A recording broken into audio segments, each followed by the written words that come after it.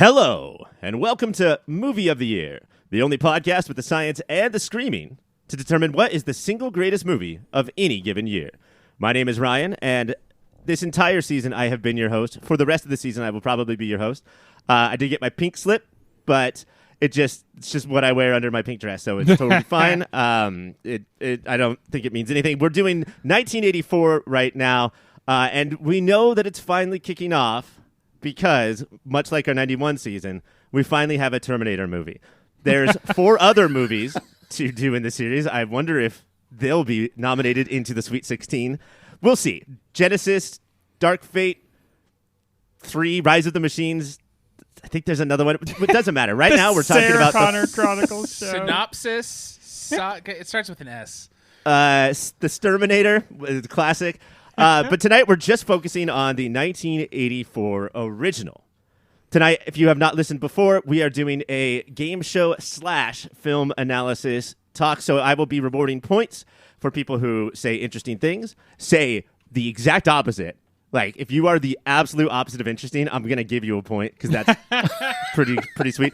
If you make me chuckle, if you make my knees buckle, then you're going to get a point. Tonight's first panelist is the one, the only, the possible winner of last week. Mike. Mike is here. Ryan, I'm starting this off by blowing your ear to see if it'll buckle your knees. Did you say blowing in my ear? Blowing into your ear, yes. Because it sounded like That's blowing my not ear. what I heard. He's blowing That is your ear. absolutely not what I your heard. ear. Yeah. What the audience Okay. doesn't know is Ryan has exceptionally long ears, so I'm deep-throating that shit right now. I'm happy to be here, and I'm happy to win last week and this week. Mike is lobes deep on me right now, and it's disgusting. I can feel it coming out the other side. Mike, you are the champion. Do you think that you're going to walk away with this one, or are you kind of screwed tonight? No, I think as some sort of unkillable monster that might be a metaphor for something, I'm going to keep plodding forward no matter how my opponents may hurt me.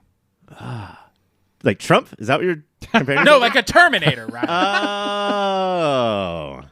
I'm always thinking Trump. I don't wear diapers. The person that he beat last week was Greg. Greg, you lost last week? What the fuck, man? Ryan, I'm on quite a losing streak, and I don't just mean in this game. In general, it's been rough for the old Gregster.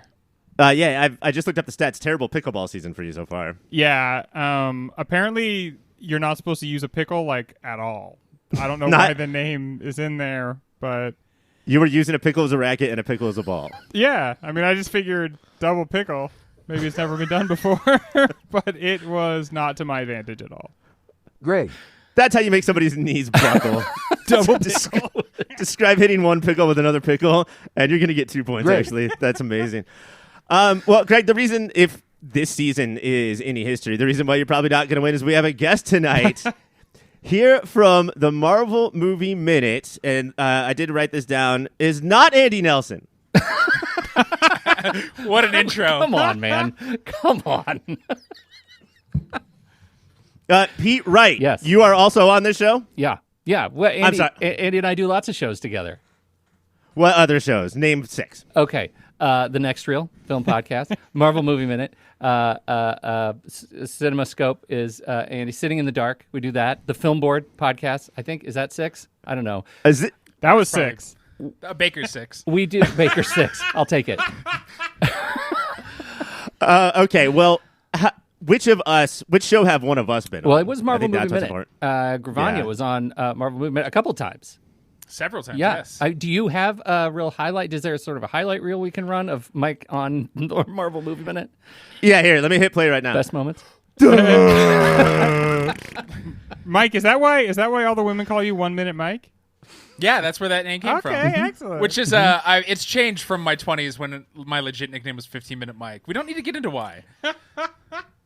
Pete, aside from all that Yeah. bullshit, we want to thank you for being on tonight. We're so honored to have you. Oh, no, I'm honored to be here. And I just want you all to know, I'm like the game show parts, I am ready to lose. Like, you can use me as a foil. I have zero confidence, especially if Greg is bringing 1, that hair, and 2, the double pickle kind of comedy. Like, whenever we hit double pickle comedy, I know I'm in a different league. Well, check this out, Pete. I can just do this. Pete. Whatever I want. And that's a point for you. You can. That doesn't mean that that's something you have to do, Ryan. And Mike, you were currently getting shellacked. I know. I can tell. I guess I'll take my tongue out of your ear. It's not working. Here, I will hook you up, Mike, right now. Greg, Pete. Okay, That's not hooking it up.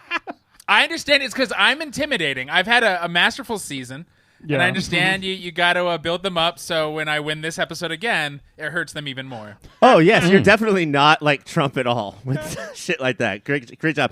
I want to get to know your guys' feelings on this movie, but I was shocked, borderline disgusted. This is how we'll start this conversation, by a question that I received, possibly from a fan or somebody else. This little-known prequel to the most important movie of all time can't help but find itself compared to its bigger, younger brother. So how does this compare to Terminator 2, and does it make a compelling case for its existence, considering we have the sequel? I will say this right now. After watching it this week and seeing T2 recently, this is obviously a far superior film. Whoa. And I'm going to be explaining that all night, too. And if you agree with me, you will probably end up getting points. Pete, whoa! I've never heard somebody agree with me so hard. This is so much better. Pete, we'll start with you. What did you think of the Terminator? Wait. We have to litigate that comment a little bit more. I think, first of all, all due respect to the questioner, that's horseshit. What? These things have to exist together. They have to coexist, these movies. T2 cannot exist without T1. I'm sorry. It just can't. I will point out the movie Leonard Part 6, a Bill Cosby film, and there was no 5 first Leonards. Why, if there was ever a snatching defeat from the jaws of victory comment like that was equal horseshit. Why would you bring up Leonard Part 6? I can't. What kind of Mike invites me to this show. I can't. What kind of shenanigans? Gee, I apologize. I did not expect this. Leonard Part 6, amateur hour. Mike said, all right, we have to have Pete on. The only thing I'll tell you about him is that his favorite actor is Bill Cosby. He hates his acting. He just likes his other activities. I didn't know what it meant. Maybe pudding? Look, I know I probably wouldn't be the first person to bring this up, but I'm going to do it anyway. 1984 was known for the debut year of The Cosby Show. So I'm just going to put that out there. Okay, so what do I think of this movie? It's an exceptional movie. It was formative in my childhood. It was the first time I saw a muscle-bound evildoer with his wingding swinging around outside a bank. It was all kinds of awesome, this movie, and it changed my life forever as a movie viewer. Does that count? Is that fair? Yes, that all of those words count about your fucking opinion. happy with that, Ryan? You like opinions, idiots? We're off to a rousing start on this opinion-based podcast, although I will say there is one opinion that is correct. Mike, do you have that opinion? Mm-hmm. I do have the correct opinion. Also, fun fact, Wingdings, the font was made from all the different shapes his schlong was making while walking towards the bench. I think one of the best character arcs in cinematic history of Sarah Connor's would mean nothing without this movie. To get why it's cool that she's such a badass in 2, you have to see 1, and that she actually went through and was affected by stuff. And she starts to go through it here. She's not just the diner waitress that she is in the beginning and by the end, right? She's already sad and wearing a bandana. It's similar to Alien for me. From Alien to Aliens, it's like, we made a cool horror movie. What if we action the shit out of it now? And having those things, I want more franchises to do that genre hop. And this is not useless to create. Now I'm worried that Ryan actually is the questioner, and the correct answer is, of course, we don't need this movie. To Love Actually, we need a sequel where it's just sci-fi action. Yes. But now Andrew Reynolds can only talk in giant poster boards that are cruel to his best friends. Cruel. Greg, I'm going to take this mystery questioner a little bit less at their word. I know that the existence of this movie isn't even necessary. That's a joke, right? Yeah. Well, obviously, this movie should exist. It was Greg? No, I said the mystery. Jesus, the call was coming from inside the house. It was your 3-year-old child. But do you see an argument here being made for the first one being better, or is that just insane poppycock? Go. I think that my tongue was planted firmly in my cheek when I asked that Okay, question. it was Greg. It was Greg that asked that. Even the Emotional idea roller that coasters. a movie that is a sequel doesn't need the movie that comes out before it is a patent absurdity, obviously, because how could it exist without the source material? I think it's just been my position on the show that like Terminator 2 is the greatest movie of all time, and it's because when I was a kid, I was 10 when it came out. It was the first rated R movie I was allowed to see, and I saw Terminator 2 in my childhood like 50 times, and I saw Terminator 1 like one time, and I was like, this is not as exciting a movie for a 10-year-old as Terminator 2 is. Now, watching it, it's like, okay, Terminator 2 is about Terminator, the movie. And the movie, Terminator, is about many, many things that necessitate a movie to like be pulled together to talk about. Terminator 2 is really what doesn't need to exist. It's like, whoa, because I still love it, and I'm not saying that I disavow my lifetime of love for that movie, but it's just Terminator 2 is like, guys, remember Terminator? Awesome. And Terminator was like, guys, remember Vietnam? Not awesome. And like Terminator takes every opportunity to be about something, to say something, to have a point, to bring to breathe humanity into the action movie. And Terminator 2 is like, yeah, but we could add in a couple more special effects and Terminator make it even 2, cooler. Greg, is about what if kids rode motorbikes and isn't that cool? Yes. What if kids lied to cops instinctually? Isn't that even cooler? Yes. Without Terminator 2, we wouldn't have Jurassic Park as cool as it looks with the effects. So maybe you should shut your fucking mouth and listen. Okay.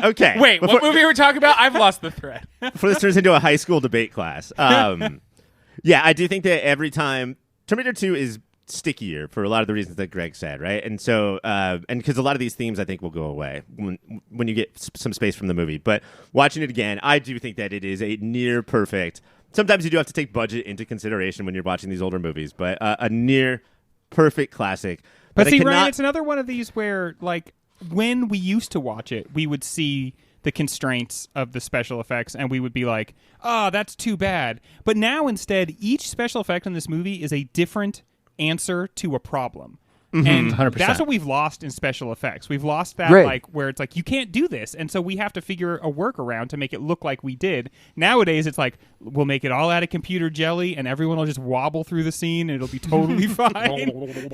But this movie reminded me of Ghostbusters in that it's like, there are multiple solutions to multiple different types of special effects problems, and watching all those unfold is kind of cool. The challenge with the movie is that watching the, super blown up reproduction 4K whatever makes it look like crap. Like, I wish I was watching it on my pan and scan 4:3 with the pliers for the knobs, because some of those effects now look bad. And I did those effects in my bedroom playing with the toys.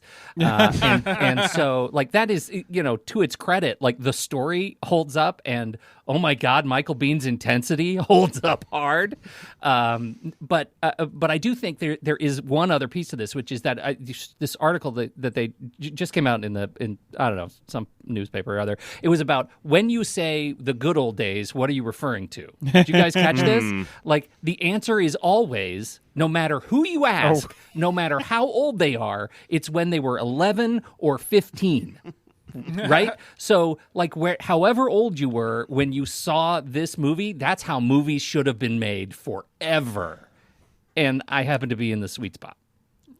Yeah. And I think that you can tell that in some of the seasons that we do are different. When we do 1974 3, we talk about the movies very differently than if one of us was 11 or 15. I get what you're saying about the effects, but like, even in 4K, there's something where it not being CG and watching that Terminator without any skin run down the hall as if he's chasing Jason and the Argonauts. Yes. It's so, like, fills me with such nostalgic delight that it doesn't bother me, and just like hearing about how they did some of the effects, and when the head gets smushed at the very end, and somebody like had to light a cigarette just before, and they're puffing the cigarette through a hole so it, like, smoke comes out. That's That's filmmaking, baby. Genius. Yeah, for sure. It was a couple weeks ago, somebody dropped a Clash of the Titans reference, and I was giddy. Like, all the little hairs stood up, because that's what this movie is for me, too. It's like Clash of the Titans, it's the scorpion fight, it's the Medusa thing, it's the skeleton fight, like all of that. I swear, James Cameron's hand is like flying the thing through in the flashbacks and turning it. And you can hear him go, pew, pew, pew, pew, pew. Really a pew-pew extravaganza. I cannot wait to dive into this movie with you three. We're going to take the quickest... shit. We're going to take a quick break, and when we come back, The Terminator. In 1982, a down-and-out Jimmy Cameron, initials JC, by the way, was freaking out over his career. His directorial debut, Piranha 2: The Spawning, from Roger Corman's New World Pictures, was a disaster movie on every level. Not only had it flopped at the box office, the movie was taken away from him from the producer. Cameron had to break into the editing room at night just to edit it. Promising to never let that happen again, he said, "Hey, Hollywood, 100% of my movies so far have been stinkeroos. Therefore, you will let me have complete creative control on my next project." That project was thought of in a dream while making Piranha. A killer android is sent back in time to kill the mother of the human who would one day save humanity. While the virginal mother's son, John Connor, initials JC, would send a human back in time to defend her. It's possible that during this dream, a Harlan Ellison-penned episode of The Outer Limits was also playing on the TV. Producers actually said okay to his demands if you can get a star. Cameron met with Arnold Schwarzenegger, a former bodybuilder, whose own career was also not so hot so thanks to some pretty pan turns as Conan, to play Reese. But about 10 minutes into the meeting, he called original Terminator Lance Henriksen and said, "Hey, bud, you know what is another interesting role in the movie? A random cop who gets killed almost immediately." Lance stepped aside, Arnold stepped in, and the rest is history. The movie grossed $80 million on a $6 million budget and made stars of the director and his robot. Cameron used the sequel to the movie as the first of his I'll Change Film Forever movies. And Schwarzenegger went on to win the governorship of California, where people, and I shit you not, would literally call him the Governator. Taste buds, I ask you this. James Cameron made this movie on $6 million. T2 was made for $100, Titanic for $210, and Avatar $237. Are we glad he got higher budgets later on? Is the Terminator just B-movie practice for the future Mr. Blockbuster? Or does part of you wish he kept the budget at $6 million? I'm going to say, relating to a lot of what we're talking about in the intro, yeah, a smaller budget, just like worse technology, forces you into creative corners, and so there's more thought gets put in, and just throwing more and more money at this fucking whack job who obviously think he is movies Jesus Christ. I don't think he's made as interesting movies the more money Hollywood gives him. Sorry. No. I think more and more he thinks he's saying things, but he's saying less and less the older he gets. Even though now he's like, my movie says so much. Yeah, the Blue People movie does not say a whole lot. And the problem is, even if you look at the $6,084,000, it's only like, what, 19 and change in today's dollars? And that's like, he couldn't make the same movie for $19 million today. Like, it would be, there would be so many functional changes. Like, I think his, like, there's a story selling sweet spot for James Cameron, and it was the 80s through, maybe Titanic. Maybe I'll give you Titanic. And then the rest is just bloatware. Like, it's just too much movie. Yeah, I think the limitation of having to keep things on a small interpersonal scale is reflected in also, like, sort of the themes of the movie as well. Like, this movie has more humanity in it because we spend more time with the humans in their emotional distress and emotional growth. And because of that, because it's a very small, often two people in a car talking, like that, we're able to sort of understand that scale. And then it only blows out occasionally to more epic scale to be exciting. But when you are going at 1,000,000 miles an hour the entire time, as a viewer, you just begin to feel like, okay, this is spectacle. It's not really about my experience. And I think that he is I would say that this is probably, in one aspect, his fastest paced movie. This movie never lets up, but it's just not as relentless, not as painful as a lot of, and I celebrate the guy's entire catalog, some of it tongue in cheek, some of it not. But the fact that in this movie we got the scene, and we needed to, right? Because she wasn't literally going to have a virginal birth. And we can get into the futuristic details of this, the time travel details, but Reese and Sarah having sex to the love theme from Titanic, where they take the main theme and make it sound like it's from a Hallmark movie. Those are things that Cameron would avoid more and more in the future, you know? Right. And what we got was two people humanly telling the exposition. Like, we were getting the story through them in necessary conversations instead of even like T2, which I don't mean to bash, but particularly Linda Hamilton's voiceover in that movie fucking sucks. Yeah. It's terrible. It's the worst. Yeah. Continuing our trend on this show of 99% of the time, cut the voiceover and your movie is better. Yeah. 100%. 100% of the time, that is true. Risk people being a little bit confused. It's okay. Like, I think people don't understand that they're supposed to watch a movie at least twice, but probably 3 times before they can fully be like, okay, I think I see what's going on there. Or just watch it, and this is a dig on everybody who's alive now and watches things. Watch it and be confused and think about it for a few days. Yeah, right. Even if you don't have time to watch it again, because back then you couldn't. Like, right? VHSs were $80 a pop. It was hard to rewatch stuff back in the day. Every time you rewound it, it disintegrated the movie a little bit more. Yeah, as it should be.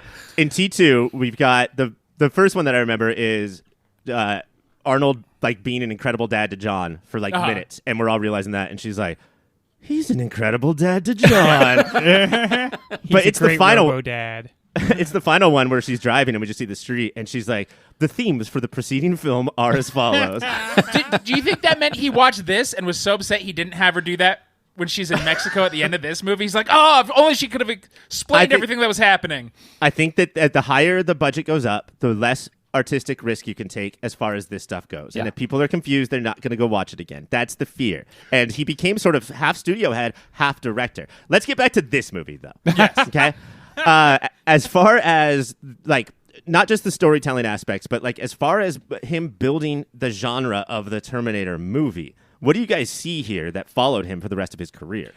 I just want to wait real quick. I just want to say, Ryan, that was incredibly astute hosting. You're an incredible host, and to get us back on, good. Thank you. That's all. Right. Thanks, Pete. Pete. You were saying The first guest to get it.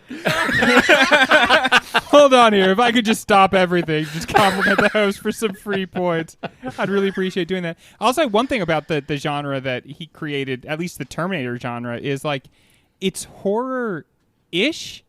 This is really horror for Greg's, where it's like there's all the markers of horror, the unstoppable monster and the tension, and when is he going to pop up and everything. But it's like it never quite gets there. It's like the Pirates of the Caribbean when there's like that really small drop. Just like, this is what a drop would be like. But we're going to do the whole thing. We look over at Greg, and he's like, horror. wow! There is some good body horror, right? Like, that's very true. But what we're missing, though, is the loud noises just to shock the people in their seats. Like, that's the kind of stuff that we don't have. And the body horror is amazing, even on the budget. But, it's the Michael Myers of it all, I think. That it's the tension-creating mechanisms that he really leans into, but he doesn't lean into them to horrify you. He just leans into them to get you to lean a little bit closer to the screen and to be a little bit more engaged. I think it really works. Especially at the end, it straight up is Michael Myers, Jason, Fred. Like, it is a slasher style of like, oh, you think he's dead, and they go through that like twice. Headshot that guy again. He's never dead, especially when he's an unstoppable robot.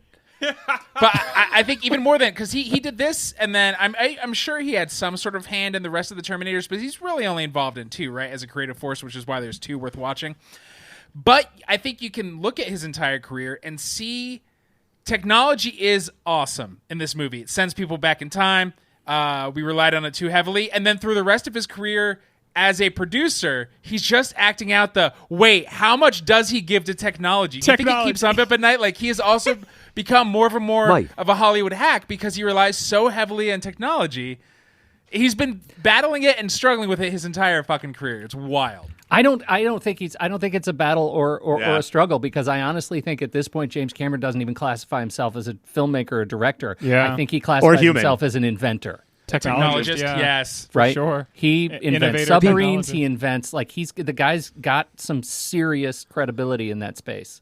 I think that if the filmmaking ego wasn't so big, then he would give the director's chair to other Avatar movies to other directors. But, like, I don't think his ego could handle that. But he would be, and that's why he he basically committed the rest of his career to Avatar because it will be more inventing. How inventive can I be as opposed to the story I can tell? Right. I think and he he will knows- change the landscape of filmmaking forever because of it. Through crappy movies, they subsidize massive technological shifts. I don't hate that, right? That's fine. He probably knows, right? He's like, well, if I just said I want to invent a thing, nobody will give me money. But if I say it's for this movie, then they'll give me money. And so I can phone it in because what I actually want to do is going to happen anyway. Right. But ironically, he is in all of that. He's moving away from the essence of filmmaking has not changed dramatically, and what is really like Greg lovable and laudable about film kind of has like stayed the same since the beginning. The bells and whistles are fun, but there's still nothing like a two-shot of two really deeply committed actors who are deep in the script and deep in like an understanding of what the scene is, and then just rolling on that and letting them bring the life into it. Like, you're not going to invent a doodad that's better than that.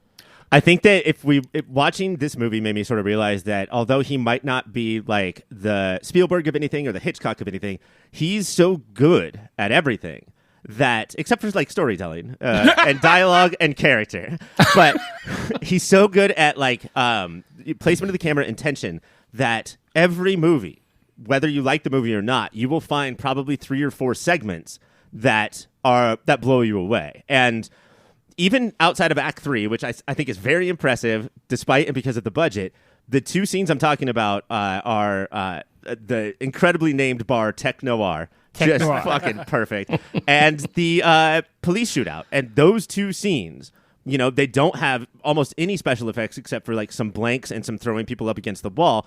And they are fucking masterclasses in how often to cut, where to put the camera, who to show, in what order to show them. He has a almost preternatural sense of storytelling in this micro sense.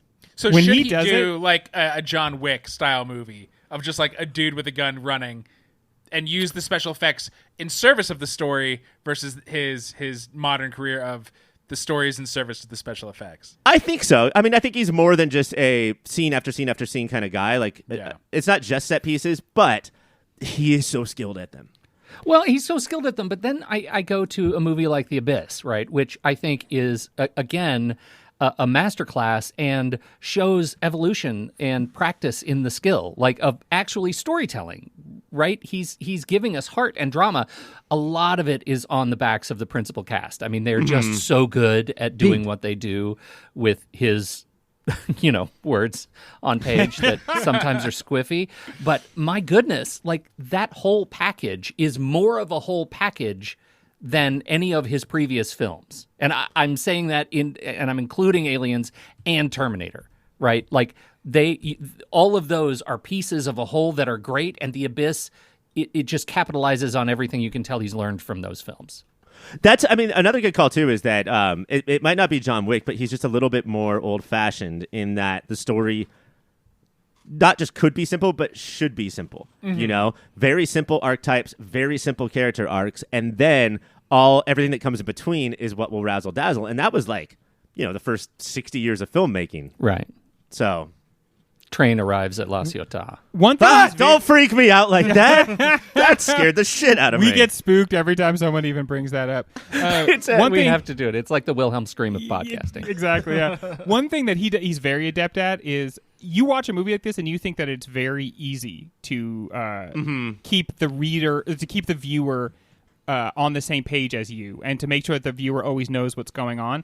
That's actually not easy to do with just a series of shots, but his filmic language is so strong. And I'll give you an example that's maybe slightly absurd, but like there is so much looking at the name Sarah Connor in this, and it's easy to forget that like we know the name Sarah Connor. Like before I ever saw this movie, I knew who she was because I saw. Oh, it's been chronicled. Yeah, exactly. But the movie starts with the supposition that we don't know who Sarah Connor is, what that name means, and so you follow that name around. And when we've just found out a Sarah Connor has died, and that was the lady that died in that house, and then we actually watch her walk into the Bob's Big Boy and then put in her time card, and then it cuts to it saying Sarah Connor. That's like not. It's easy to recognize it as the viewer, But it's not easy to conceive of that as the filmmaker, Right. to have that all sure. come together in the way it does in this movie. And that's another tension building thing, because then he finds the list of all the Sarah Connors. Yeah. And then we know it's a countdown till he gets to hours. Yep. And then you see him murder other people, so it's building the big bad's threat while we're getting the tension of the movie build up. Because I'm old now, I read a lot of detective stories, and this is exactly what they do with serial killers, and it's so fucking good. Yeah, and I mean, setting up stakes too. Yeah. It is a far-fetched sci-fi time travel stuff, but like once we understand the stakes and that both of our two male leads will stop at nothing, that's the case with all leads. I understand, Right. but not as much as these two. No, because double that- juggernauts, unstoppable. Yeah, that means that everything will be over for them, much like this election in November. So please, please, please remember to vote. We're going to take a break, and when we come back, we're going to talk about the most iconic people that were babies at this time. Mount Rushmore. That's right, Fulios. It is Rushmore time, and as we do it every season, we want to... Who were like the bestest babies that were born in the year that we're talking about? That year is, of course, 1984.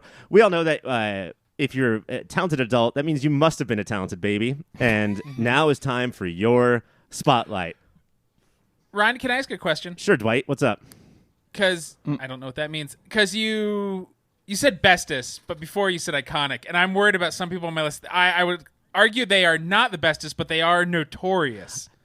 Yeah. Most iconic is what we're looking for. Thank God. And maybe those serial killers or whoever you have, hopefully they are in the world of entertainment, were good babies, you don't know. So, as always, we do have a triple point threat. If you say the baby that I'm thinking of, then you will get triple points for that. And we will start with Pete. Pete, who absolutely belongs on this mountain? Oh my God! It starts with me. Oh, that's the worst. Well, I'll go with somebody who is not only taken on Hollywood great roles, but also taken on Hollywood and won in the courts. It's Scarlett Johansson. ScarJo. And soon to be taking on OpenAI in the course. Yeah, exactly. Oh, yeah. Right. And soon to be taking on dinosaurs as the new lead of the next Jurassic Park franchise. Oh, Keep okay. it going, man. I would just like to know that I made that pick today before any of that other crap happens. All right, Greg, what do we got? ScarJo's such a good one. There are. This year had a lot of excellent babies, but I'm gonna go with the baby who I imagine was born with a little bit of a dark streak. The baby that probably when another baby fell over, she laughed. The baby that was like probably like if she found out someone was an orphan, she like wanted to be that baby's friend. I'm just of course speaking of Aubrey Plaza, Parks and Rec, Legion, The Little White Hours. Lotus. Just to take a completely random movie of hers. Life After Beth, Aubrey Plaza, bringing that dark energy to babydom, which honestly, like a lot of times you see a baby, that's like cute, I want a little bit of an like an Addams Family baby, and I think that's what Aubrey Plaza probably was. One That's eyebrow. such a good pick. Little mustache. Da-da-ba-dum. All right, Mike. One little baby sang like an angel and changed pop punk forever. And they said things like, "This ain't a scene, it's a goddamn arms race." Patrick Stump, lead singer of Fall Out Boy, was born in 1984. Was a boy who fell out himself. Of his mom. Christ.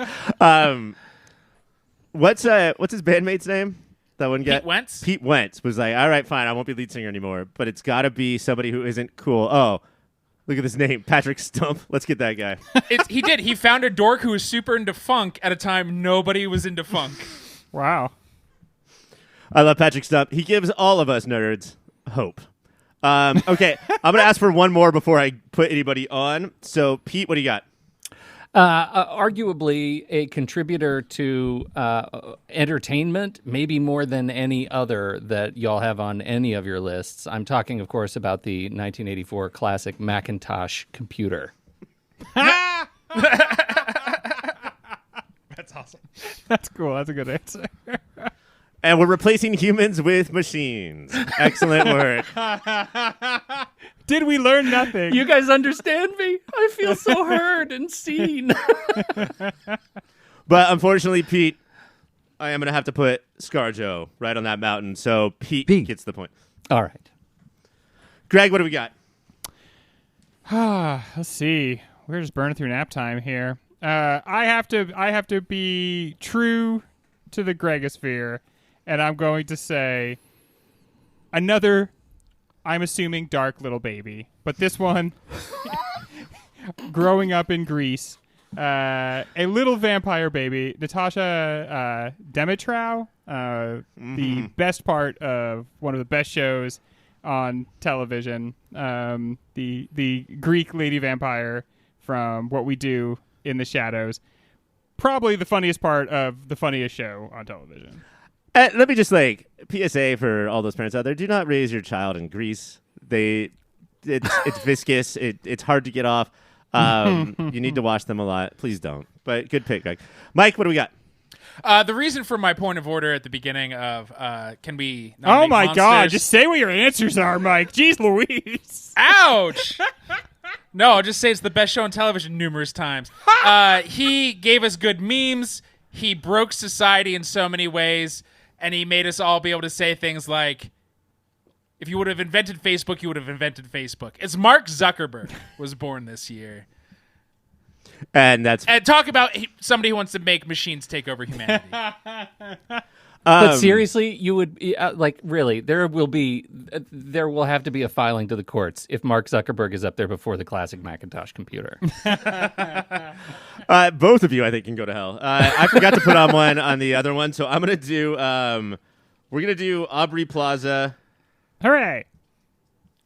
Is that a drop? And Patrick Stump, I guess.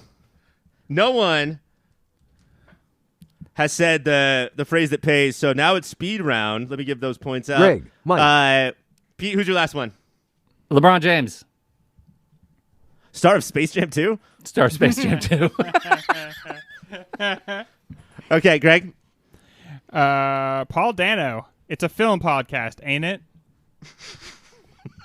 Mike. Oh, that I'm not going to say my two musicians left then. Mandy Moore. Star of She's a musician. Tangled. Star of Tangled. Oh, Tangled's good. I like Tangled. This Is Us. Saved. Nobody said the phrase that pays, so I'm just going to put them on the mountain. T-Pain. Jack Antonoff. Stop. I'm Kate going to take points McKinnon. away from you. You're an Avril Lavigne fan. Is that what it is? Skater Boy? That is true. Oh, of course. And please don't call me Skater Boy.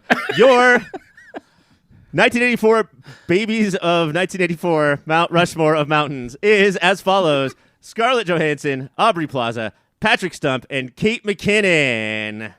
When we come back, more Terminator. Cameron has said that Terminator was in part inspired by the Cuban Missile Crisis and the threat of technology destroying humanity. With the Cuban Missile Crisis far in the past? Yes? I haven't looked in the news. Does Cuba have missiles? Currently? Yeah. No. There is a Russian warship that has been going back and forth to Cuba. So everything old is new again, Ryan. More Russia facts from Greg, more like Russia worship. With the Cuban Missile Crisis far in the past, how does the movie's themes reverberate today? What's the first thing that stood out to you guys? What stood out to me was that they seem to take pains, not to. I don't know if artificial intelligence was not a big buzzword, but it feels like they go out of their way not to say AI or computers. It feels like they very heavily lean on the word machines a lot, and all the different variations of machine as well. And I just thought that was interesting because Terminator 2 is certainly very much about that. But I thought it was employed in Terminator 1 a little bit differently because I feel like the machines are less literal machines and more mechanized thinking, replacing humans with a sort of analytical approach to the world that leads to mobilization that can't be stopped. The one of the leading causes of World War I is that everybody started mobilizing and then things got out of hand and nobody knew how to stop the chain reaction that had kind of started. And I think that this movie is about giving yourself over to like sort of the machinery of war, the machinery of the industrial military industrial complex, and that's like the real machine more than actual robots, which we might focus on now because we're so much more focused on artificial intelligence.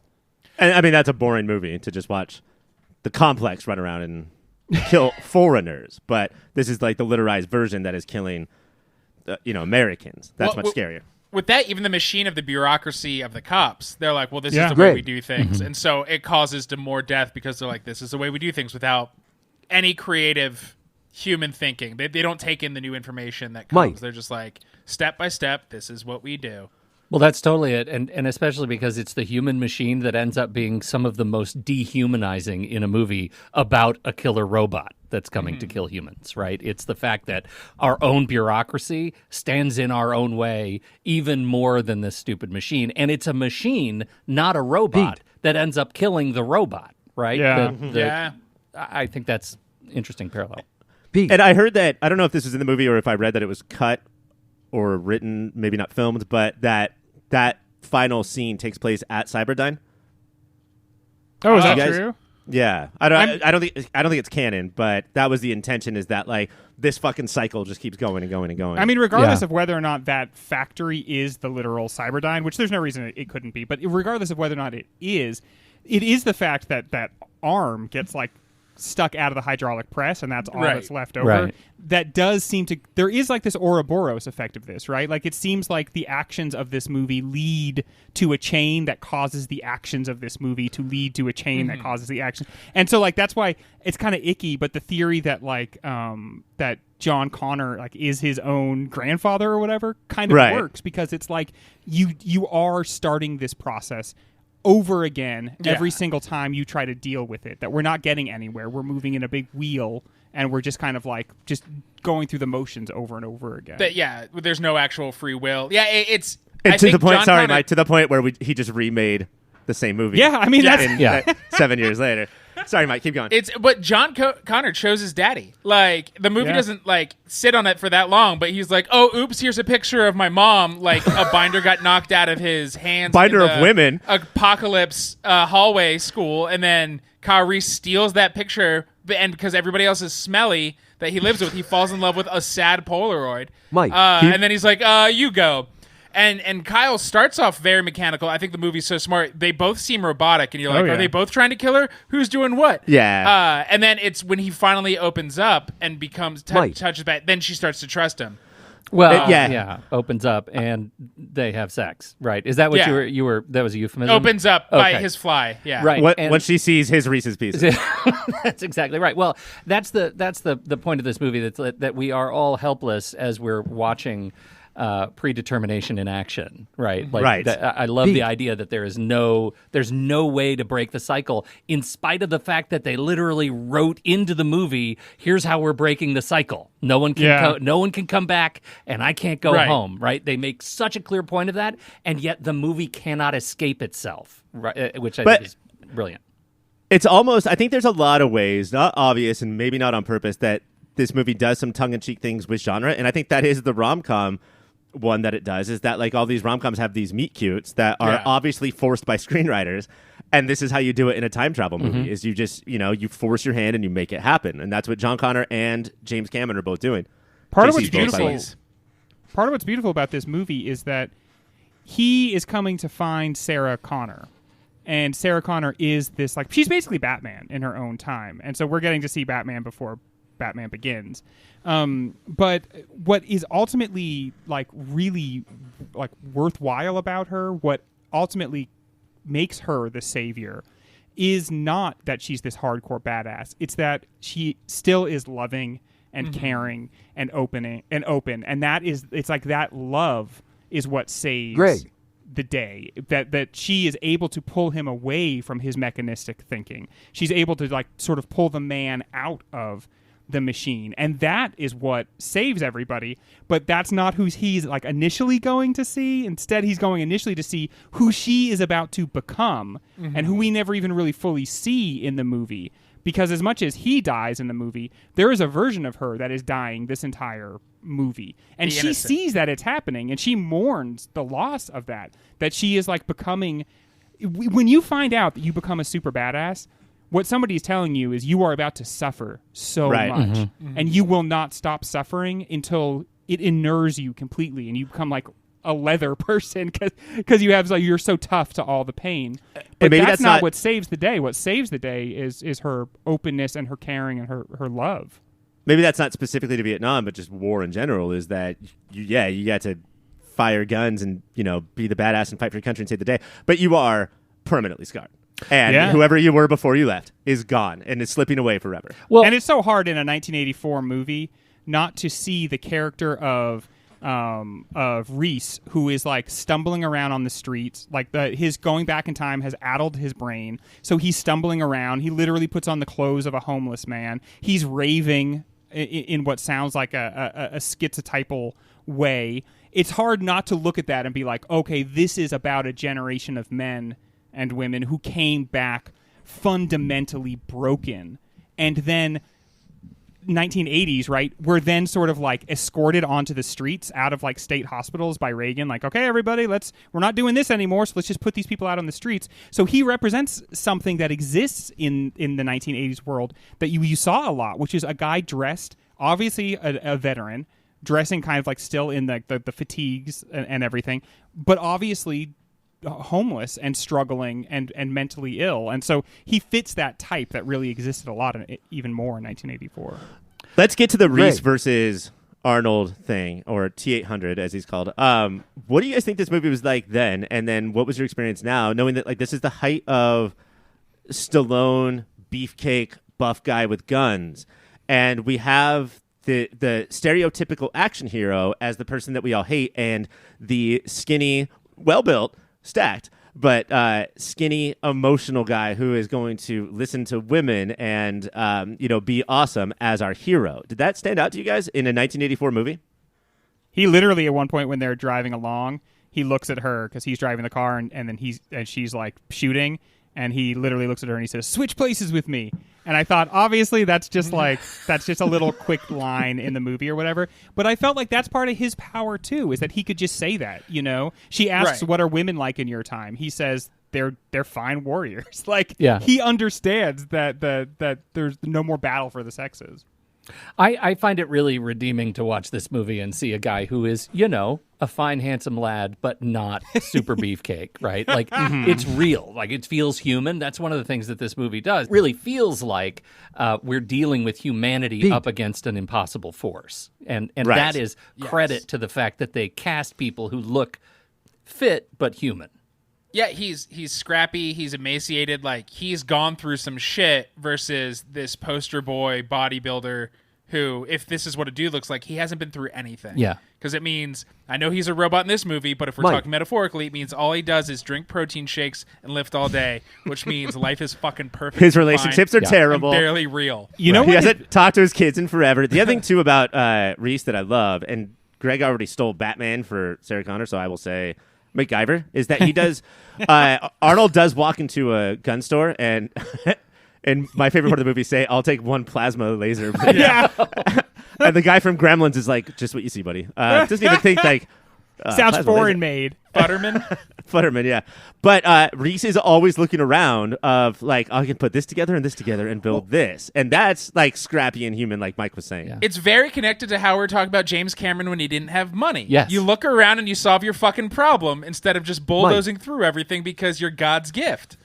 Also, like, I know it works the opposite way, but because I'm more comfortable with Terminator 2, if you think about it, like, his body, the way he talks, his intensity, these are all the things that Linda Hamilton turns into for Terminator 2. Like, when we see her at the beginning of Terminator 2, she's built just like this dude. She's lean, but still completely ripped. She's got the wild look in her eyes. Nobody believes her. And she spends every scene looking around like, how can I kill everybody in this room with the three things that are available to me. That was the most relatable part. So this is why I got so pissed off at Greg when we started talking today. Remember that, everybody? It was just a little while ago. I was really pissed at Greg because these movies can't exist apart. What the crazy thing to me is that John Connor sends Kyle, they are broken and damaged, right, back to the past to meet a Sarah Connor that no one ever knew. Because even by the time John Connors is born, she's already broken by her past experience. So nobody knows that she was a sweet, adorable waitress, and because she broke in that Jeep on her way into the desert while she was reading, or while she was doing the transcript. She broke by the time Kyle. That's why he comes back and he's like, "Who the hell are you? You are not who I expected at all as the mother of a great war machine leader." And the current mother of an iguana, we should point out. Yeah, no, for the record, that's science, yeah. Raising the hell out of that. See, even iguana. that was such a great point, though. Like, she's got this iguana, she's got this, like, prehistoric creature, and that's really what humans are in the course of this movie, right? They're like the retrograde, unnecessary post-evolution creatures. At some point in the future, machines will be like, humans, they were closer to birds than monkeys, just so you know. All right, Mr. Robot Professor, shut the fuck up. We have to take a break, but when we come back, we're going to do a segment that we did earlier in the year that went so poorly, we had no choice but to do it again. Genre Blast, coming up next. That's right, that's what that music means. I don't remember if we have a Genre Blast. No, we don't, but you could imagine how cool it would be, right, Ryan? Make genre noises. Be like, yeah. Skrillex does the bad, and you hear like horror movie noises.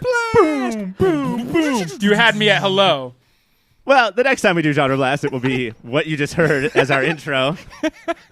This new band called My Two Idiot Friends will be providing that. As everybody knows, dramas are the ones that get all the awards every year. So what we're going to do is we're going to hand out individualized awards to particular genres. We did this earlier in the season. We gave out the Family Award, the Horror and Science Fiction Awards. To, I believe, science fiction went to Dune. Horror went to Chud. And we are. Family went to The Muppets Take Manhattan. Now, one asterisk is that if you are in our Sweet 16, then you're not eligible here. So the reason why it went so poorly is because 5 to 7 of the 8 movies we had never heard of in every category. Yeah. And so what we could do is I could cut it down to just the top 4 of each category, or because we have Pete here who knows much more about 1984, we could just let him tell us about the movies. I vote that. Okay. Pressure. Oh, my God. So, Pete, if you've never heard of this, I will give a brief description when it comes to the movie, but I will let you pick your genre first. We have action, comedy, crime, history and war, mystery and thriller, or romance. Oh, it's all crime. All crime all the time. All right, Pete, you son of a bitch. Your number 1 seed is L'Argent. Your 8th seed is Alphabet Family. Go. Was L'Argent, was that a French crime film? Yeah. It was. Good guess. It was actually Robert Bresson. I have not seen either of those films. I feel like that's not great. We're off to a really sad race. Alphabet Family is not on IMDb. So Well, that was Sesame Street's crime movie, right? Alphabet Family is not anywhere. Are you sure that's a movie that exists? Did you AI this segment? No, I did not. Going back to 1984's Alphabet Family. the far reaches of from my memory, I do think L'Argent is based on just the first part of Leo Tolstoy's posthumously published 1911 novella, The Forged Coupon. I think. Yes. Off the top of my dome. That is true. And Mike, we've actually reviewed it on a podcast before. No fucking shit. I remember loving Bresson, but every time you're like, we watched that, I'm like, no, we fucking didn't. That's so Bresson of you. Let's go to a vote. Pete, L'Argent, or Alphabet Family? Oh, L'Argent, of course, because it exists. Greg? Man, I'm just intrigued by this movie that does not exist, Alphabet Family. This sounds like something out of a 1980s Pomo novel or something. Alphabet Family. Mike? I'm here for the Bressonaissance, so I choose L'Argent. Good. Okay, thank you. L'Argent moves on. Your number 2 seed is The Cotton Club. Coppola is sort of like in his era of, I will spend all of your money, and the movies will make $0. Power move. It's about of course, famous black nightclub in the 20s or 30s, so let's get Richard Gere to star. Your number 7 seed is One Deadly Summer, where a young woman who oozes sensuality arrives in a small town and marries the local mechanic. Hell yeah. Oh, People man. hate that. Well, I mean, Cotton Club's Gregory Hines, right? I remember Cotton Club as a Gregory Hines vehicle more than a Richard Gere vehicle. Is that okay? Is that controversial? I don't know. I know He did in 1984. I think that's spot on. The other thing, though, about One Deadly Summer is it stars Isabelle Adjani, who was in that what's his name from Highlander? He did another movie called Subway, another French film called Subway with Isabelle Adjani, and she played my a sandwich artist. I loved that movie so much. So I really struggle with this, but I think I might have to actually go. No, I'm going to go Cotton Club. Mike? I want One Deadly Summer because what's going to happen to that mechanic? I mean, you can watch the movie or vote for it. I guess those are equal.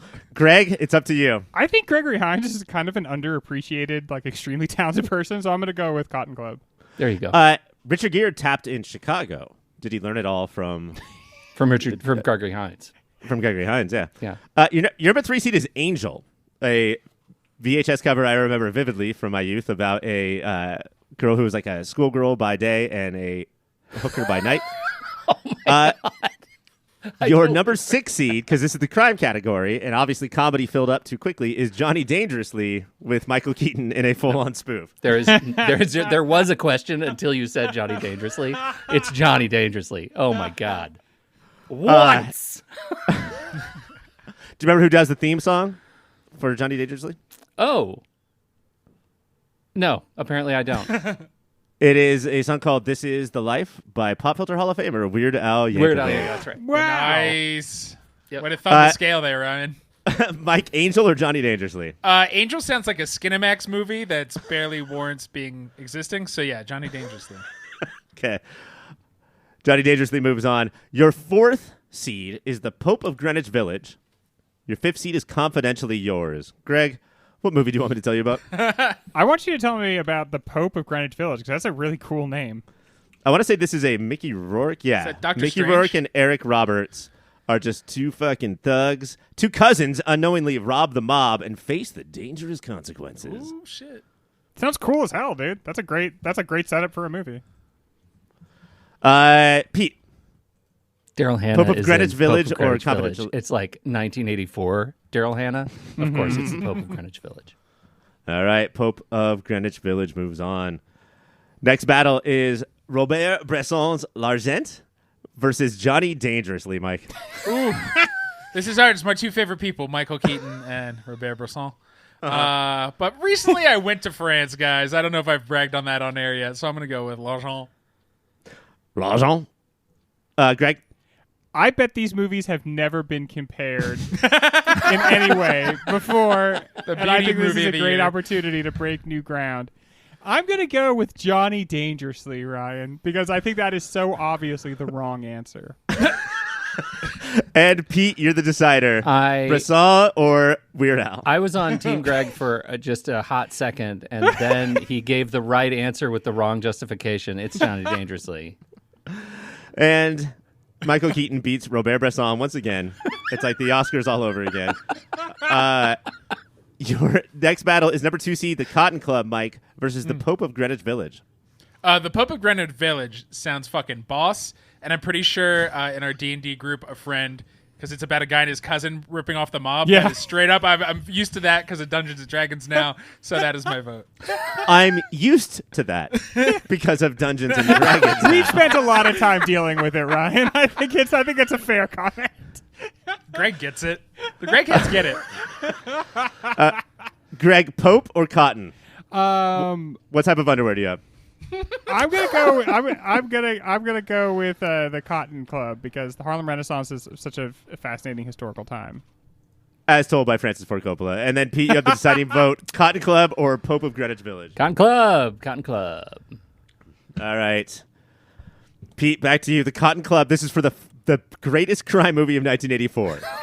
I think there's not Once Upon a Time in America out right now. The Cotton Club or Johnny Dangerously? Oh, God. All right. Let's get serious. Settle down. Yeah. I think objectively Cotton Club is a better movie, but I also think that wry comedy is often not given the attention that it is. Is Johnny Dangerously wry comedy? No, you're right. My choice of words. Well, it's very similar comedy to our friend Rye N, so I would say it is Rye comedy. I'm gonna go Is with my Johnny- new nickname Johnny Rye Dangerously. Comedy? Yeah. Yes. Johnny Dangerously Greg? Cotton Club. Mike, this is it, and I'm not trying to throw the vote, but in the very first scene, it says 1984 on the screen, and then a car drives through and just crashes right into the numbers. Yeah. My savior is the big JD, so it's Johnny Dangerously for me. It's the same era as Cotton Club anyway. I mean, come on. It's like both movies won. I didn't know about the car hitting the date when I made my vote. That was No, that's actually really from the Cotton unfortunate Club. timing. They hung Joe Piscopo on a hook.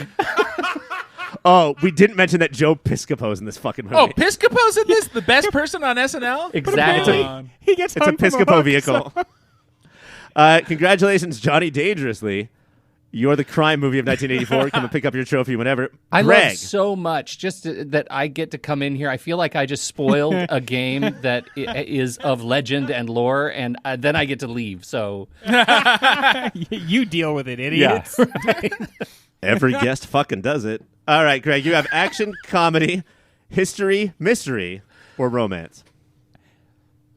I feel like the reason we have to do this again is because you give us real categories and then window dressing categories, and Mike and I just went through and took all the fake categories last time. So a real category would be like action movies. So I'm going to go with that, Ryan. I mean, it is 84, It is the 80s, right? right? Yeah. The year of. Your number one seed is Romancing the Stone. Oh, hell yeah. One of the blind spots of this season. People are saying it every day. Are they also saying about Robert Urick's turn in The Ice Pirates? They are saying that. Robert Urich, cousin to Ben Urich, the great photographer. Yes, Mike. Cousin too. We'll start with Who you, works Mike. at the Daily Bugle? Yes, he does, Greg. Yes, he does. Played by not Joe Piscopo, but Joey Pants in Daredevil. What are we talking about? The Ice Pirate? No, it's the other one. Romancing the Stone for me, Ryan. Okay, Greg. Any affiliation to these movies? I went into a hipster coffee shop and everybody was whispering about Romancing the Stone. No, Romancing the Stone's also a blind spot for me, but when we brought it up a couple shows ago, it got a very warm reception by the guests. I think that was when we had CG and Melinda on. So I'm going to go with Romancing the Stone. It's one of like the 8 movies that came out this year that was also trying to be Indiana Jones as well. Right. Including Temple of Doom. Yeah. Trying so hard to be an Indiana Jones movie. All right, Pete, I'm going to throw this to you. Your number 2 movie, a very strange movie, Streets of Fire. Oh, yeah. Versus Death Stalker. I'm going to look that one up real quick. Death Stalker? Yep. I mean, I've seen it. I just wanted to make sure you had seen it. This looks like a Conan knockoff. A lone Yeah. warrior nicknamed Deathstalker, not his birth name, is sent by a witch on a quest to find a sword, a chalice, and an amulet, 2 of which are held by the wicked king and sorcerer Munkar. This sounds I really think Two that of sounds which- cool as hell. I'm sorry. Like, Greg, when I movie hear night, you and these, me. like, any of these descriptions of like these 80s era barbarian movies all just sound really cool to me. Even Beastmaster. Even Beastmaster, Especially Ryan, just the Beastmaster. bare description of it sounds so cool. But Streets of Fire stars Willem Dafoe playing somebody named Raven Shattuck. So that's pretty boss. Jeez, I'm getting No, pulled in every you direction. missed top billing. Rick Moranis is in this movie. Of Oh, course, shit. the answer is Streets of Fire. He's like a music exec. I think it's Yeah. like it's a Walter Hill movie, and it's like an action movie, but very 80s rock sort of influenced. Yeah. So Pete's going Streets of Fire, Greg. I know what I just said about the barbarian, but I didn't know about the Rick Moranis factor. We only got so much Rick Moranis, and now it's been so long since we've had any that you just got to go with any Rick Moranis that you can possibly get. So I'm going to go with Streets of Fire, Ryan. Even if the movie is Honey, I Shrunk the Audience. The replacement for Especially. Captain EO. All right, Mike. Here's some movies that you have heard of and love. Your number 3 seed is Red Dawn. I've heard of that. Your number 6 seed is Ninja 3, The Domination. And I love that. One I've You heard love of, both of one those I movies. love. I think Red Dawn is probably overrated by chuds who also like things like Caddyshack. So my vote is for Ninja 3: Domination. The Domination. Greg, Red Dawn or Ninja 3? I like the idea that maybe this is the ninjas trying out some BDSM, getting into a little power play, you know. So I'm going to go with Ninja: 3 BDSM. Wow. All right. Pete, was that the right play? Is Red Dawn a good movie? Are you telling me Red Dawn is an actual blind spot for you guys? Yeah. I saw it when I was a kid. I don't remember it at all. I have never seen Red Dawn, and it did not make our bracket. No, think I know the mean, there are all Wolverines. kinds of reasons. Like I am not like I would not call myself a fan of Red Dawn, but you know, I mean, Swayze has something. Ever heard of him? Right, right. The thing that I want to clarify, we're talking about Ninja 3, not American Ninja 3, right? That is I don't want to correct. vote for the wrong thing. Not with Mitch Gaylord? Was he the American Ninja? I believe so. Yeah, I believe Yeah. this was of that Gymkata fame. Is that the same thing? Anyway, I'm gonna go ahead and give you a Ninja 3, the Domination, because who am I to challenge The prevailing wisdom. the prevailing wisdom? Right. Don't challenge ninjas. I think it's just like a life No. lesson. Seriously, Yeah, don't. right. They will Your number 4 dominate seed you. is, and I don't know if you've heard of this actor, the star of Conan the Barbarian. And it's going up against Helen Slater, Christian's sister, in Clark Kent's cousin's movie, Supergirl. I'm so confused. What are the two What movies? just that- happened? What was right Arnold's now. movie? I know Supergirl, but what was All right. Arnold's movie? Pete, here's the bracket. Your number 4 seed is Conan the Barbarian. Your number 5 seed is Supergirl. Oh, is that to me? Yes. I just missed it, like the last 3 minutes. I blacked out. I'm sorry. I host in like a really quick, intelligent, funny, smart way, and Yeah, and sometimes I can't keep up. Sometimes I Ryan can't keep hosts like jazz. You're told it's good, but you don't get it. You have to listen to what he's not saying. up. So it's going to be Conan the Barbarian. Greg, it's fantasy Yeah. versus superheroes. So this is Conan the Barbarian, not Conan the Conqueror. Which one came out in '84? Destroyer was filmed during Terminator and came out the following year, and Oh, then okay. also in the same year as Destroyer was Red Sonja, where Bridget Nielsen played Conan's cousin, but they didn't have the rights to the word Conan, so he played a different person, but was Conan. He was Jonan. definitely Conan. Yeah. He was like I'm gonna go- undercover. That's so. Yeah. I am Bronan, somebody different from the guy you're probably thinking of. Anyways, here's my Bronan the sword. librarian. I'm gonna go with Conan, Ryan. And Mike, is that the right choice? Yeah, Conan needs a friend, Ryan, so we're going to go that way. Excellent. Mike, it's to you. Romancing the Stone versus Ninja 3, The Domination. Look, we all love to be dominated, but even more, we love to fuck those stones. It's romancing the stone for me. Cool reasoning, man. Just Yeah. like, just incredible podcasting all around. Greg? Out of deference to Indiana Jones, I'm gonna say Romancing the Stone. All right. Ninja 3, you're out. And then Pete, Streets of Fire versus Conan the Barbarian. Well, it's Conan the Barbarian. No, it's not. I lied about that. It's Streets of Fire. I'm gonna go counterculture. Streets of Fire is a legit Yeah. cool movie. Yeah, it is. Greg. But it's Conan. Yeah. Or is it Conan? We Am I spent saying Conan? We're spending the last hour talking about Arnold Schwarzenegger. Give the guy a break. Greg, to you. To me, I'm going to say Streets of Fire. Honestly, we have, for the most part, we've been talking about movies where if you were just making them up, Ryan, I wouldn't know like some of these titles. Of all the movies we've talked about, the only one I've really felt like seeing is this Streets of Fire movie. So I'm going to go I'm with watching that. it tonight. And then, Mike, this is for the final. Romancing the Stone versus Streets of Fire as the action movie of 1984. Ooh. The action movie for me, both gunshots and tongue wrestling, it's Romancing the Stone. Greg? Yeah, I think I'm going to say Romancing the Stone as well. All right. Pete, is that the right It's answer? Romancing the Stone. Okay. Romancing the Stone, congratulations. That is all the time we have. We left off comedy, history, mystery, and romance. So Purple Rain, Body Double, The Killing Fields, 16 Candles, Top Secret, Splash, Police Academy. You will not, Revenge of the Nerds, you will not be getting awards tonight. When we come back, more about the Terminator.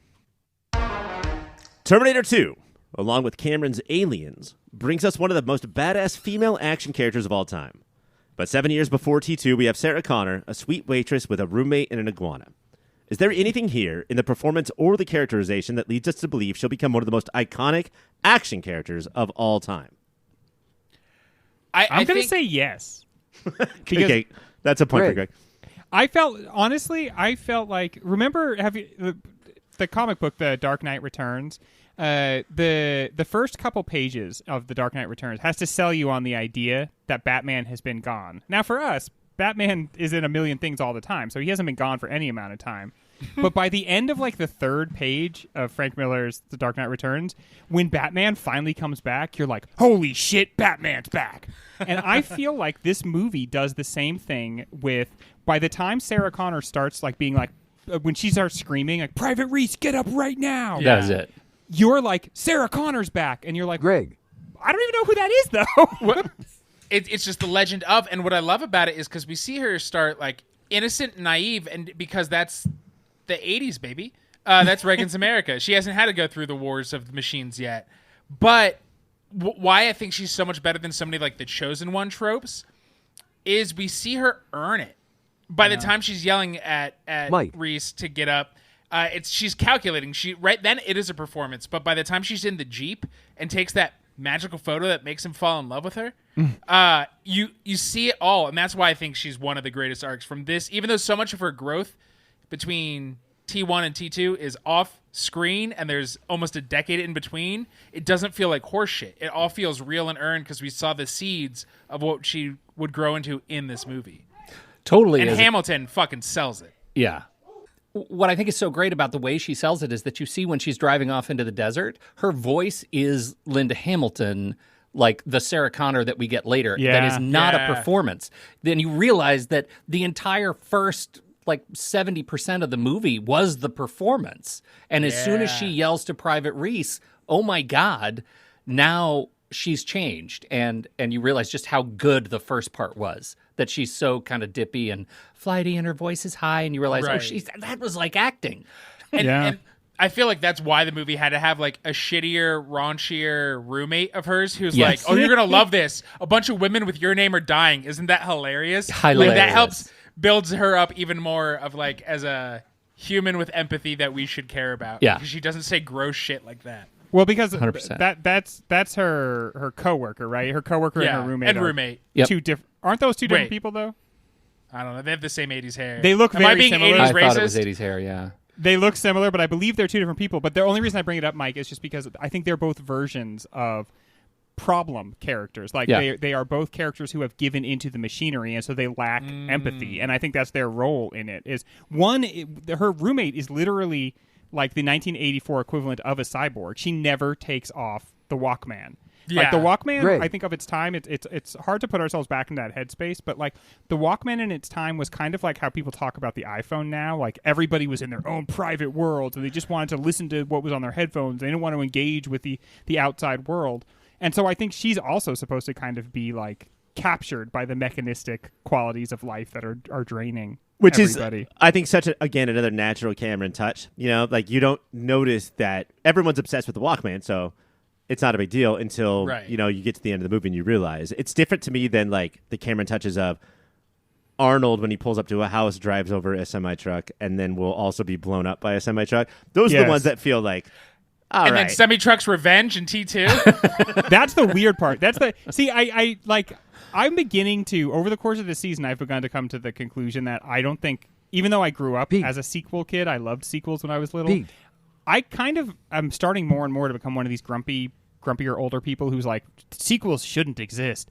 Because a lot of times they do kind of like leave you with a little bit of a bad taste in your mouth, or they answer questions that don't need to be answered. Right. But there is a playfulness to the interplay between Terminators 1 and 2. And I think there's something really playful about the fact that he's never in just that version of that truck in this movie. The truck that he runs over, the only time you see that very same truck is in the sequel. Yeah. And so I think that that's really kind of like fun in a way, that there's all of at first I thought there was too many connections, that he just remade Terminator 1 when he made Terminator 2. But instead, he did a lot of like these fun, playful things where like there are references that only exist in one movie pointing towards the other. I think this movie has often been like, oh, he just did it with more money, better later with T2, which is like the Evil Dead to Evil Dead 2, right? Or that is El what happened with Mariachi to Evil Dead. Desperado. Right. That is Evil Dead 1 and 2 and Desperado. But I think it's false here. This is much closer, even though it doesn't go as wacky, as of Gremlins to Gremlins 2. Of, oh, you can fully unleash in a different way here.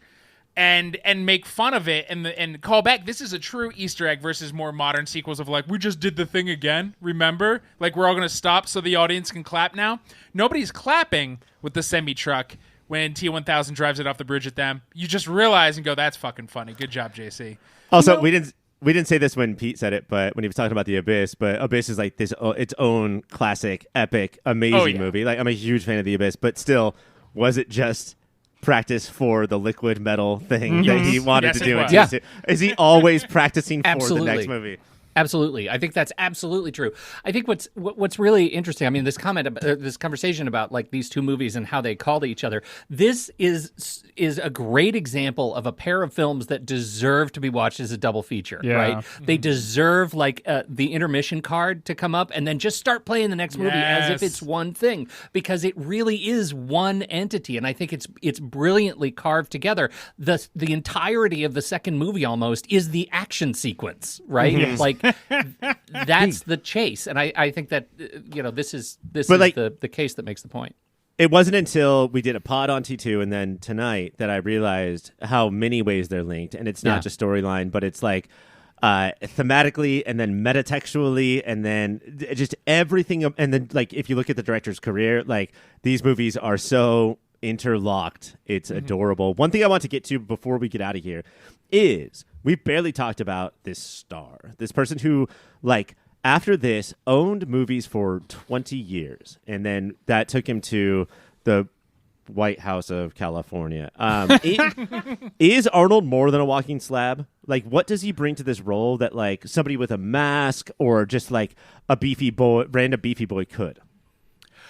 I think it took Keanu his whole career to realize he should only say 14 words a movie, and Arnold realized that right away. And 18 lines, I think he has. 18 lines. Arnold does here. Yeah. And there is a terrifying charisma. He is a robot, so he should be unfeeling, and even though Arnold is trying to show no emotion, he's fucking pissed at stuff. But the fact that he's not, like, raging and punching stuff, that you laugh at the person who punches a wall. He's terrifying. He punches a wall because he's trying to kill somebody through it, not because the wall is the only thing he can hurt right now. Yes, that's why you punch through a wall. Both Terminator and Terminator 2, they don't lean on it very heavily, but these are not just robots. Like they're uncaring, they're unfeeling because they're robots. That's not true. Both of them are really messed up. Like there is just something, probably because it's just part of being a killer. But like even the T-800, even Schwarzenegger in this, it's not just that he's a killer robot. He goes out of his way to be cruel and to like be as gory and be as awful as possible. And I think another thing that's interesting about the way 1 and 2 connect is obviously the way the T-800 acts is he just kills every single person he interacts with. And so obviously the robots were like, we're going to need something slightly more subtle than that. Someone that doesn't just crime spree constantly. This isn't a big deal, or doesn't seem like a big deal, but even Reese at Tech Noir telling people to get down. Yeah. Is something that Terminator would never do, you know? The Terminator seems to be targeting civilians knowingly during that He part. hates people. Yeah, that's part of what's uncomfortable. Yeah, I guess he's a killer of all people. But so even though he's got this, what's the difference between hating all people and having zero consideration of all people? Like, part of it is, and I think what Schwarzenegger does well is like, I'm just going to be in there and I'm going to kill people if they're in the way of the person that I need to kill. It's not that I don't know that he necessarily. I never read that he got any sort of juice out of the act of killing people. They were just in the way. And that makes him even worse to my mind. Yeah, Scarier. There's a part where we see him select like what he's gonna say. Yeah, and he says the most aggressive thing of all the options. You know, but is it the most aggressive, or is it the one that, because you're talking about "fuck you, asshole"? Yeah. Is it the one that he's learned as a computer in order to be more human? This is what humans say. This is how they talk to each other. And it does work. right? Yeah. The guy's like, "Oh, okay," and he walks away. Yeah, that furry Alrighty. bear of a man gets the hell out of there. God damn. That was a hairy guy. That was a hairy guy.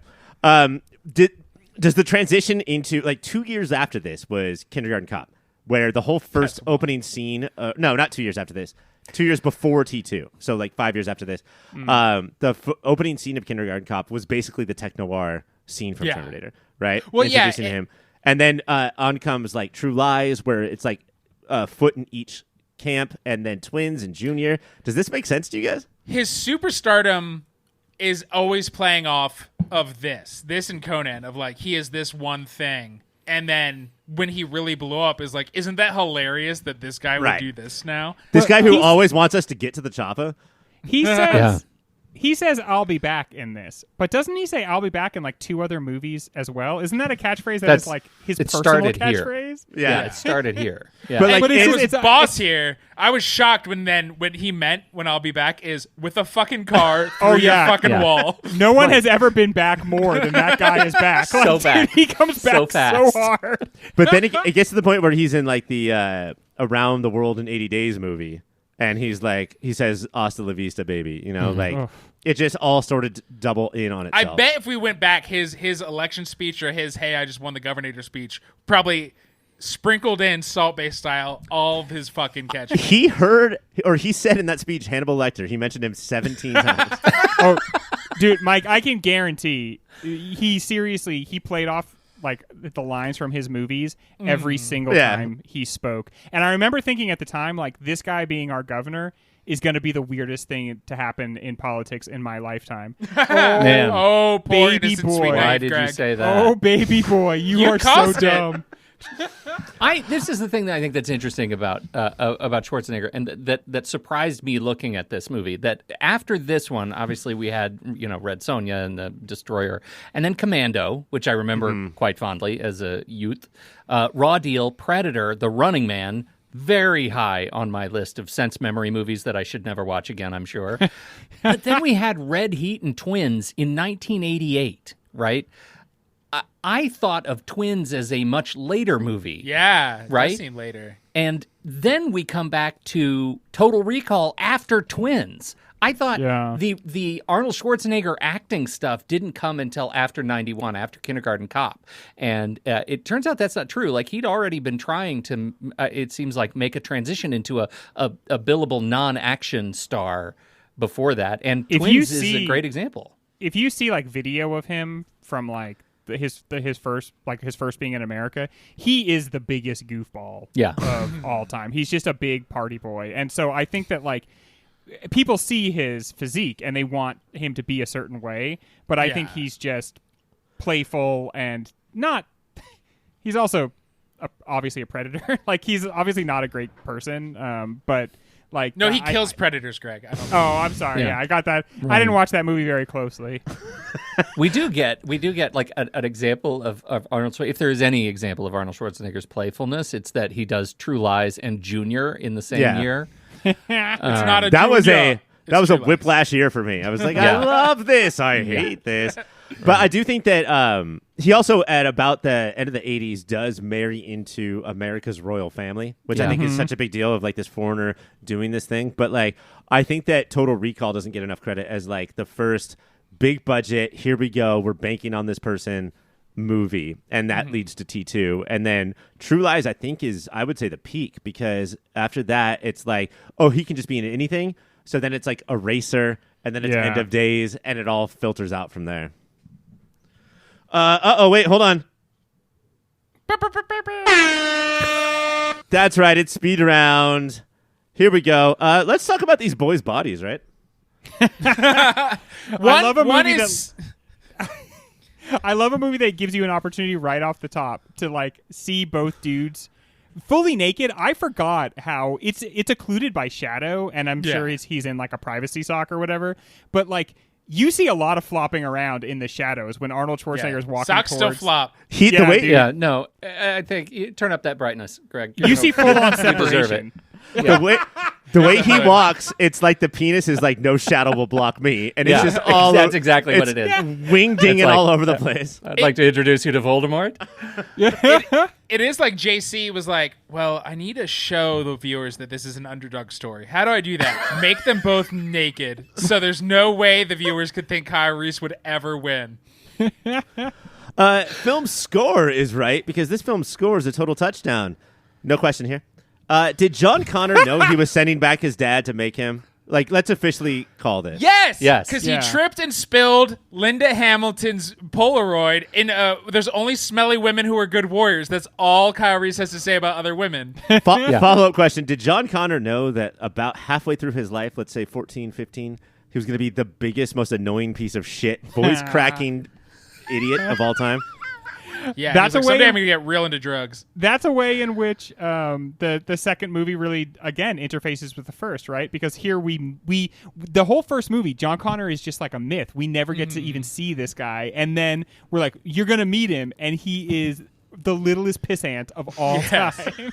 Yeah, a better title. That. The movie did what T2 isn't like. Isn't it so funny? It's like, no, Bart Simpson in real life would suck. Yeah, and that's Mike.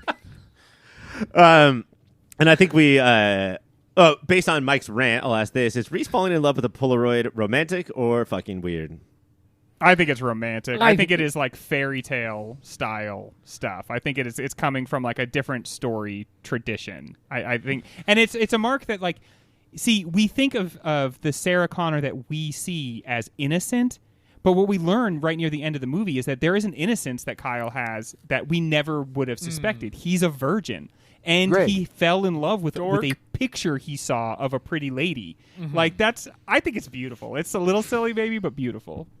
Oh, I am officially on Team Greg. I think it's beautiful and sweet, and it is the fable part of this story. And you know, you made a comment, Ryan, I think really early on about how this movie is really propulsive and it never stops and it never lets you stop. But it kind of does, right? Like we get moments of calm reflection in this movie that were a surprise to me on this watch. I remembered it as being much more propulsive, but the fable part happens when he's holding her under the bridge, when they're having their conversation, and that when he's doing his whole Book of the Vampire thing and telling her exactly what's going on with time travel, right? All of that is a real slowdown in the movie that makes its pacing feel fantastic. It's a slowdown, but with the exception of the sex scene, when like a lot of the exposition happens when they're in the car and they have to be quiet, and Reese is like, we have to be quiet, but I do have to tell you all of this with the Terminator in the parking lot. Yeah. And so that's like, I really do get bored less in this movie than I do in T2. Fair. Well, I think part of why this feels so propulsive is the slowdown parts matter and are character building versus modern movies. And what this podcast has taught me is I hate modern movies.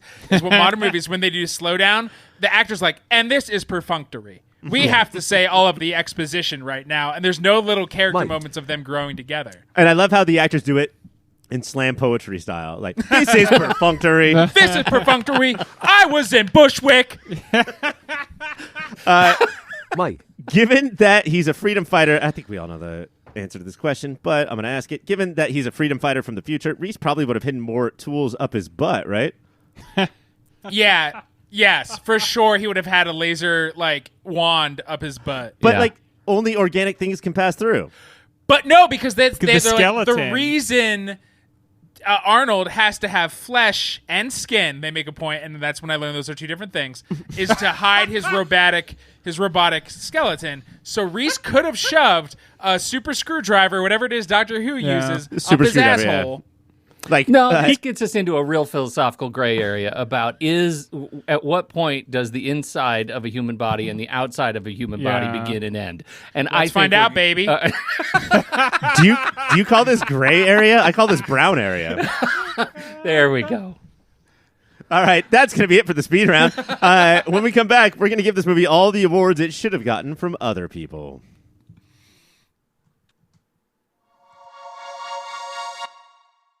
Gentlemen, it is time for awards. We have 5 awards to give out. You guys will nominate them, and I will pick the winner.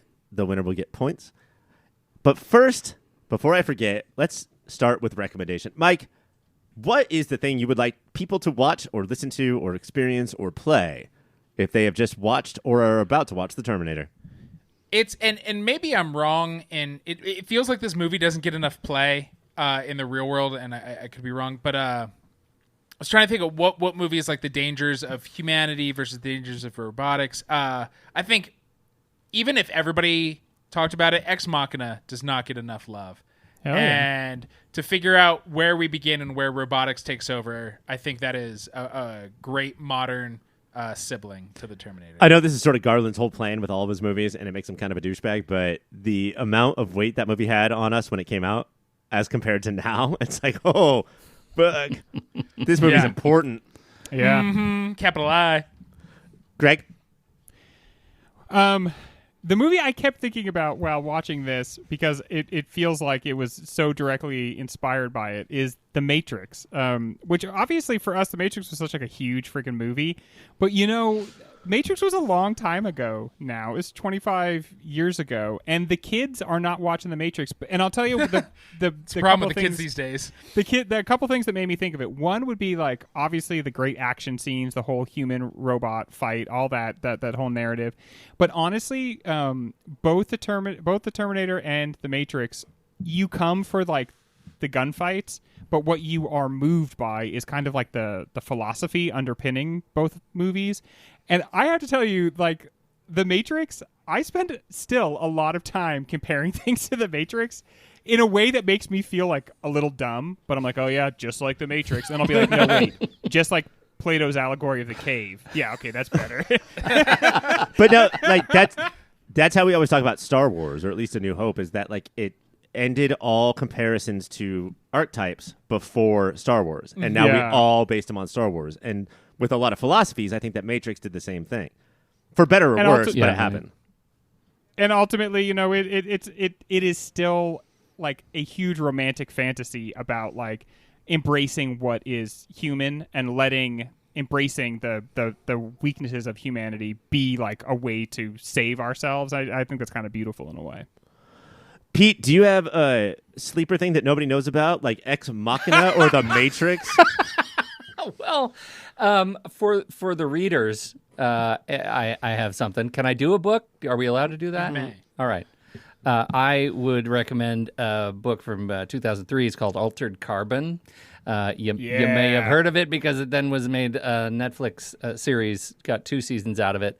But go back to the book first because it's got some incredibly cool concepts. Takes place in the 25th century, which kind of feels like, where Terminator would be set if it were made today. Like it feels like they got a little off with date prediction in Terminator, but Altered Carbon gets a lot right, and there are some really cool conceits that I hadn't seen played out in other sci-fi properties. Wait, did you pick this because it's one of the few things that has more wang than the Terminator? I'm not saying I didn't. Is it? Doesn't the show have a ton of penis? Yeah, the show is a lot. Yes. But a that's lot of nudity. Read the book because you really want to be able to conjure the penis. Use your imagination for once. Yeah. All right. That's Pete's thing because it's a book, and that's smarter. Let's go to 80s fit, Pete. What was the most 80s clothes or style that you saw? Well, I mean, I think it has to be trench coat, no shirt. Which I think just really locked in. And I say, really, it's trench coat. Like there is an abundance of trench coats, like all over. But trench coat, no shirt was peak. I actually wore a trench coat in the late 80s related to my inspiration from this movie. Is that how you got in to see this movie? Is because you and 2 of your friends hid in the trench coat? We did. We sit stacked up on a trench coat. That's exactly right. Greg? So I have been obsessed this season with, because I was alive and like aware in the 80s, not 84 necessarily. I was alive, but I was not paying that much attention. And so, but this season I've been very fascinated with the disparity between like the most fashionable things you'll see in movies and what people really wore in the 80s. And so I'm going to go with the futuristic outfit that Kyle wears when he's fighting, because it comes with my favorite 80s accessory that nobody actually wore in real life, but appears in every piece of 80s pop culture as a fashion statement, which is the headband. The headband, dude. Every comic every movie from the 80s features people who accent their outfit with a headband of the same color as like their shirt or some other article they're wearing. Nobody did this in real life. Only in the movies of the 80s did this thing exist. Even he's fighting in like the Robo Future, and he's got a gray headband for no reason. Because when sweat drips in your eyes, you won't be able to aim at the robot. It's not a sweatband, though. It's totally for fashion. The only people who did wear this in real life were me and my brother, with everything we wore when we were playing, and we would ask our dad to write Japanese characters on them, and hell yeah, he tried. He tried so hard. You were a real slave. You to just big canceled your headband, dad. Mike, what do we got? Mine is Linda and roommate are getting ready for the night, and her roommate is in a pink leotard and tights. She hasn't put on her pants and or skirt yet, and like Linda Hamilton's hair is big here. Her roommate destroys. It is the biggest 80s hair in the world. So pink leotard and massive planet-eating sized hair. I mean, Captain Planet was watching this crying, right? At the damage to the ozone layer they did in this scene. You couldn't, if you wanted to satirize this, you couldn't you make hair bigger than this lady gets her hair to be. It's watching this with a friend. We were talking. We're like, why isn't hair big that anymore? And he was like, because that hairspray is illegal. Yeah. Like, you physically cannot make it anymore environmentally. But you know what's funny? Like that, you talk about headbands not being very popular outside of Ryan's house. Like the big hair was like that was legit, and my friends struggled to achieve that kind of hair. In the meantime, I want that to come back, kids. Yeah. Well, and for the dudes, don't forget it was Flock of Seagulls. Like there was that. Yes. Yeah, that was. I rocked that in high school. Right? Well, yeah, because it came back with emo like 20 years later. Yeah. That's right. That's Mike's point by a billion. Good job, Mike. Musical moment, Mike. There is a thing I used to play because I thought it was awesome and edgelordy when I was learning piano as a child, was you turn your keyboard to orchestra hits. I've never seen it played sincerely in a movie. But in the final long chase scene, it's been mostly a normal score. Sometimes it's cool and lasery in 80s, but it's just like, dun, dun, dun, dun, of every instrument possible playing in unison, and it's so false and syncopated, and I fucking love it. It's like Cypress Hill and Sublime combined to write Yes. this score. Greg, what do you got? When Kyle and Sarah are fleeing the police station, he like has to kind of fight his way through it to get to her, and there's this whole moment where she doesn't know, one of the many moments in the movie where you don't know if it's Kyle or the Terminator, and there's like very tense music as he jostles the door, and then he opens it up and that kind of dissolves away, and then the two of them make their way out of the police station, and the synth that comes in during this like extraction from the police station, and then it has not the drums from the rest of the score, but an obvious like sort of like from the same family, you know, like interacting with the drums from the score, but they come in very subtly, very low, and it's like very synth forward and synth heavy, and it's like I listen to synthwave all day long, and it was born in soundtracks of movies like this. Brad Fidelis, which honestly sounds like a name created to just write synth music. Yeah. Pete, what do you got? Oh, well, I mean, you already made a joke about it. It's totally stole my thunder, but it's a sex scene. Yes. No, I made a joke so you could get this point. Oh, it's amazing. It is amazing. It's amazing what they do to turn the score into something totally different than all the other chunk, chunk, chunk, chunk, chunk of this movie. And I thought it was great. That's the. You know what I love about that sex scene? It's not like super sexual, but you can tell just by the way their hands are at the end the exact moment they both come.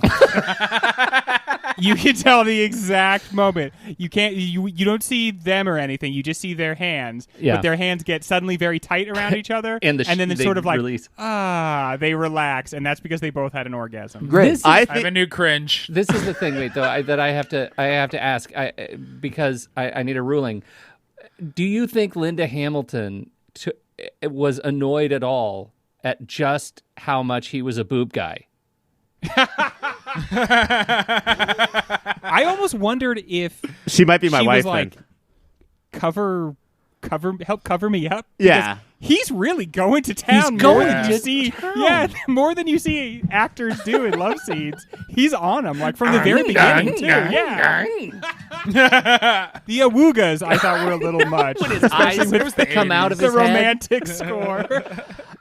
Pete obviously gets that point, but special bonus point for the hairy landlord who is told to fuck you, asshole.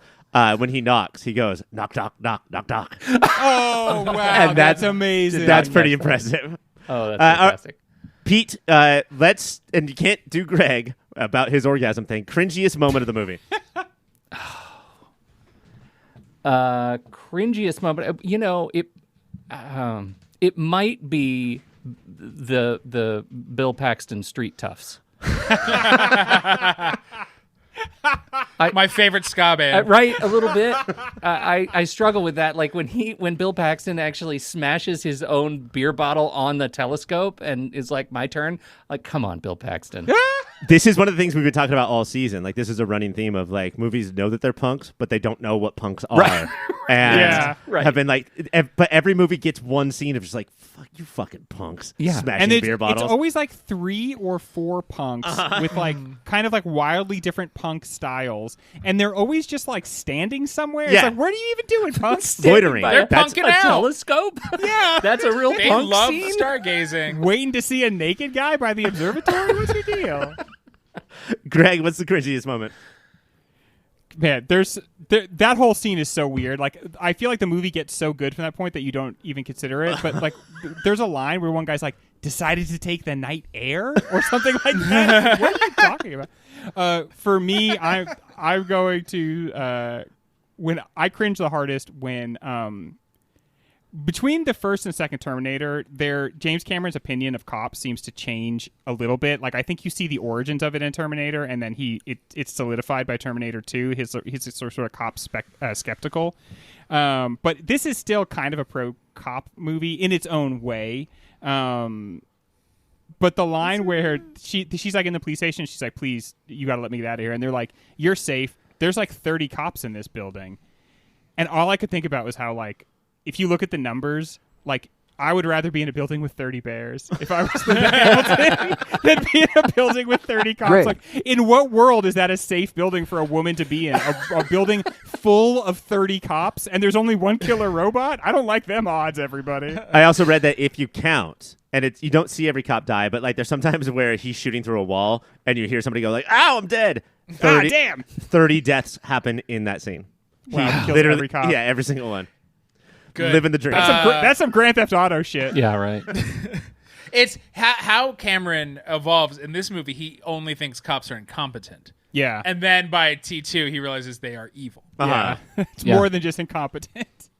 Mike, what's your cringiest moment? It's I know I'm alone in this, and I'm not going to change. I do think Pete nailed it, but it is Reese is in the future in his weird alleyway that is his bedroom, and is just like, the camera doesn't show up, but he's looking lovingly at this Polaroid, and I bet he's jerking it. And I was like, come on, movie. Is this Wolverine?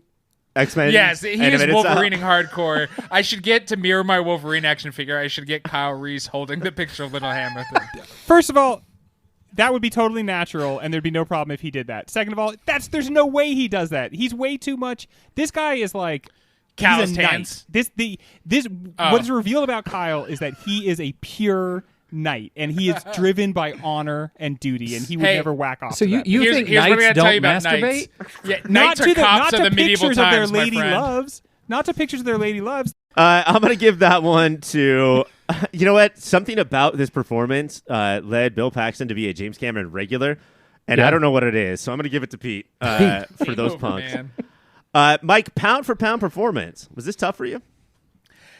It's I couldn't tell. I couldn't tell if this is hacky or if this is obvious or what, but like Bill Paxton. Bill Paxton crushes. Linda Hamilton is so believable as both the innocent diner waitress and the Model actress. mother of a war general. Like, I buy the whole arc, and we think we see the seeds of it here. And yeah, she crushes, man. She should have had such a bigger career than she did. Though we love her in Resident Alien. See her sister show, And The Superior Dante's Show Peak. show. Volcano 2. Also Volcano Man. I said that it wasn't going to trash T2, but like she, muscles aside, kind of sucks in T2. Like she's a piece of shit person, and it's a kind of a one-note performance. Muscles aside. Here, I think she is amazing. Greg, who's your PFPP? I do think that she's, it's tough. She hadn't worked a lot between Terminator 1 and Terminator 2. When we came up with this award, the idea was that maybe small characters could get it, and then I'm the worst offender of this. I never pick an actor who plays a smaller character. So for one time ever, I'm going to do this, because I feel like this movie has a weird inversion where kind of some of the smaller roles are actually played more competently than some of the bigger roles. So I'm going to go, we love to hate this guy, but Earl Boen as Dr. Silberman is giving us so much that they brought him back for the sequel. Let me ask you this. Almost and no the actors. Third. Whoa, he's in the third one? Is he the same character? Same character, Dr. Yeah. Because that guy's He a says- creep. He says, I'm going to make my career on this in the first one, and then does. And he did. Let me ask you this. Has anybody ever won Shithead of the Year at the Moody's for playing the same character in 2 different years? Dude. I feel it coming. He's slightly less of a shithead in this. Because again, he's like the cops. He just cares less, but he's not like so corrupted and awful yet. He's so awful in T2 where he like licks her face. Yeah. Wait, is he the one that does that? Anyway. I think a different guy does Yeah. it. But It doesn't matter. It's like My the point But he point probably still told him stands. to. he allowed Bad it. guy. Yep. Yeah. Candy striper. It happens under his guidance. The other shithead of the year might be Paul Winfield, who he's like the head detective, and he's like, Lance Henriksen will say like, hey, look at this. There's something going on. He's like, yeah, I know. I can read. And then he's like, wait, what's going on? And then he tells him, he's like, I told you I could read. Can't read. I can read, but I don't want to. All right. Just choice, man. Pete, what do you got? Well, it was going to be Earl Boen. I'm really I'm not on Team Greg anymore. I'm quite disappointed. I am gonna. You've been on and off a lot today. Yeah, I know. It's a real roller coaster between us. It's a real give and take. I will. I'm actually gonna go with Paul Winfield because I think he plays exactly the cop that Mike The loud described. cop, yeah. Yeah, right. The one that James Cameron doesn't respect but doesn't yet find a straight up antagonist. Yeah. And I think he's really great. I mean I really like that guy, and I tend to find him a super charismatic performer in whatever roles he's in. I just like looking at it. I like the sound of his voice. Yeah. And so I'll give it to Paul Winfield. I wonder if there was any start here of like this becoming sort of a stereotypically black role of the loud police chief, like that became a thing. But yeah, that's got to go to Mike, obviously. Mike. All right, Pete, director's signature moment. What was the Cameronist thing you saw in this movie? Oh my goodness. I'm so torn between the I'll be back and the car coming through and the final reach of the T-800 through the closed grate about to be crushed when she says, what does she say? You're terminated, motherfucker, or something like that. At the very She says end. it as quick as anyone's final line like that has ever been. You're terminated, motherfucker. You're terminated, motherfucker. Yeah, that was like don't waste any time. But I think those were, especially because that sequence when it comes back to the head crushing, like Cameron does a lot of that, like pent up tension in inevitability. Like the skull is crushing, and we get a long linger on the red eye going out. And I think that's pretty Cameron. She says, you won't be back. And that's what a classic line. Oh, no, you won't. Expecting us to remember from earlier. Which is weird You because weren't there, Linda. she's talking to the hand the entire time. Greg, what do you got? Looks like this is your judgment day. That's going to make sense soon. Just wait. Hang on. Give me 7 short years. I always watch the movies multiple times getting ready, and on the third watch, that's when I usually pick my awards. And I was like, I got to make sure I pay attention to find this director's signature moment as the movie is starting.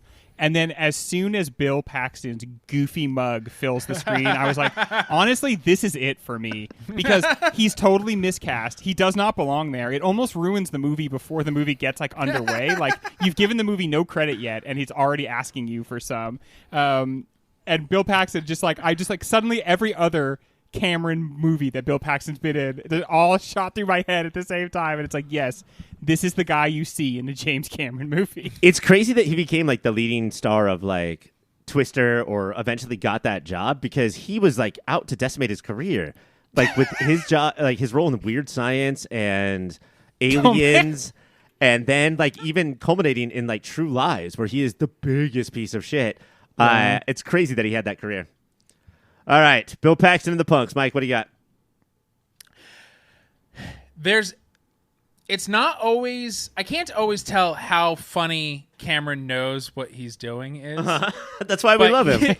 In big action set pieces, he likes to undercut the real emotion. In Titanic, it's, oh my God, the ship is broken in half. That sailor just hit that fan. That sailor literally hit that fan. Yeah. That's undeniably hilarious. and the version of that here is we saw Kyle and Sarah make like 8 pipe bombs, and the first 6 are the dinkiest an 8-year-old made them pipe bomb, doing nothing at all except, hey, Waterworld's got to have a cool stunt show, smoke at the bombs. And I was just like, you are undercutting your own emotional, because you're like, isn't that funny? Doesn't this cool? And that's the moment I was like, you're James Cameron, motherfucker. Undercutting bombs. I do think that one of like James Cameron's biggest moments of this movie is the hand towards Sarah. So I'm going to give that to Pete, and it's because a lot of it is because the entire movie, and this is something that James Cameron does not get enough credit for, but with this and Aliens, is that the entire movie is not just from the male perspective, but literalizes the male perspective with Terminator vision. Like that is what he is doing, as just to like get guys on his side and say like, look, this is how action movies work. You're the hero, there's the victim, and it's a woman. And this entire scene, which culminates in that look at the hand and the head getting crushed, is all her point of view. Like it is completely transferred, and that's one of the biggest things that carries into the second movie. So Pete's going to get that final point. We have to take a break, but when we come back, I'm going to announce the winner of this show, and then what is coming soon on Movie of the Year when we come back. Gentlemen, what a wonderful experience with all of you and Jimmy Cams and Arnie Schwartz. I like to say Arnie Schwartz because you get to avoid the last 2 syllables of his name. Just in this day and age, not Edgar, yeah. I would say that usually that in this part of the show, I like to go through and say like, what do we think it'll be nominated for, instead of do we think this could win, because that sort of ruins the tension of the show. But I kind of want to go back to the old ways and say, do we think this could win? T2 did win, or came did so not. close? No, it did not win, but came so close. Silence of the Lambs won that year. So wouldn't it be exciting if T1 did win? I definitely think I think it could. I mean, with Greg thinking that Stop Making Sense is for stupid idiots, and Mike not even watching Paris, Texas, based on his conversation, I think it has a chance. I think because it like checks all the boxes. I think it is a big blockbuster. It is exciting, but then it's like there's a lot about it that like we even over the course of this conversation tonight didn't fully get to explore, and it's all these little like. That's why, with the exception of with T2, I wish they had stopped after T2. So I do wish there was one sequel, Terminator 2, but then I wish they had stopped there, because the unexplored ideas within this movie are kind of also what makes it stick to you, because you're like you find yourself thinking about them a lot and trying to come up with answers for why certain things happened. And I just think that there's enough there to get into that we could, it checks all the boxes. I will say that T3 is not that bad. And also, I forgot to give my recommendation, I think. Soldier with Kurt Russell. Anybody ever seen that movie? Yes. Absolutely. Actually, way better than, clearly based on the Terminator or very influenced by it. But, or based on the story that Terminator kind of ripped off, right? Because it wasn't the short story that Terminator ripped off called Soldier? Yes. Yeah. So I wonder if it was just like, well, we're going to actually pay for the rights. We'll make that. And that exists in the universe of Blade Runner, yes? Yes. You guys scored a total of 99 points. We could just divide those by 3. Everyone gets 33 let's do that. points. Do you want to do that? Tie. Pete, do you want to just go out on a 3-way tie? God, I would give anything to go out of a 3-way tie because then I don't lose. I came in here ready to lose. You're just giving me an out. I'm going to pull that back. Pete, you got 31 points, which is slightly less than 33. I was okay with 33. Why did you do that to me? We all said We tie, all Ryan. Why are agreed. you still talking? We had a quorum. Well, But Mike came out strong by getting no points. And wow. it was a while before you got your first point. And then you ended up with 30, giving Greg 38 points and a decisive victory on the Terminator. Yes. Wow. Greg heads everywhere are cheering, taking to the streets, throwing confetti from their pockets into the air. why are they flipping cars and lighting them on fire? They won. You know what? The Greg heads have passion, they have enthusiasm, and they have a determination that cannot be argued with, Mike. Plus, let's not ignore the Pete bots and the Micomaniacs who are also flipping cars over based on these results. Like, Well, I get everyone's that. destroying everything. In fairness, a lot of my guys are just flipping cars back onto their tires. Oh, let me help you out there. I'm a Greg head. I'm a little disappointed that in this last discussion of could it win, nobody brought up the nuance of Buckaroo Banzai Across the Eighth Dimension. You just did that show. I have not listened We to did. it, but yet. I mean, it's in my queue, and I feel like that didn't get any representation, so I'm shouting it out. It's not going to We win. loved What's that watermelon watching doing that right there? movie. That is the best line of guy. the year, not just that movie. That We is have very so much. strong. We have so much coming up. We have the Steve Martin movie, All of Me. We have Breaking 2 with, it says here, Breaking 2 Electric Boogaloo with not Pete Wright. That's one to look for. Beverly Hills Cop, Amadeus, Nightmare on Elm Street. Jordan Cruciolo is going to be here. Katie Walsh. We have so many exciting movies and guest stars. But, Pete, could you please tell us about what is up with your podcasting and where we can find it? TruStory.fm. It's where all of our podcasts are. We've got a whole bunch of entertainment shows, Next Reel Film podcasts. We spend all of our time talking in depth about movies and why we connect with them. And we've been doing it since 2011. So there's probably something to listen to. That's all I'm saying. For most of you, that is before you were born. That's how long he's been doing this. Well, gentlemen, thank you so much. Greg, congratulations for becoming my best friend. I love it. I love all three of you. For Mike, for Greg, for Pete, for TruStory.fm. Yes? Yes. My name is Ryan. And as always, keep watching those movies. Thank you, Pete.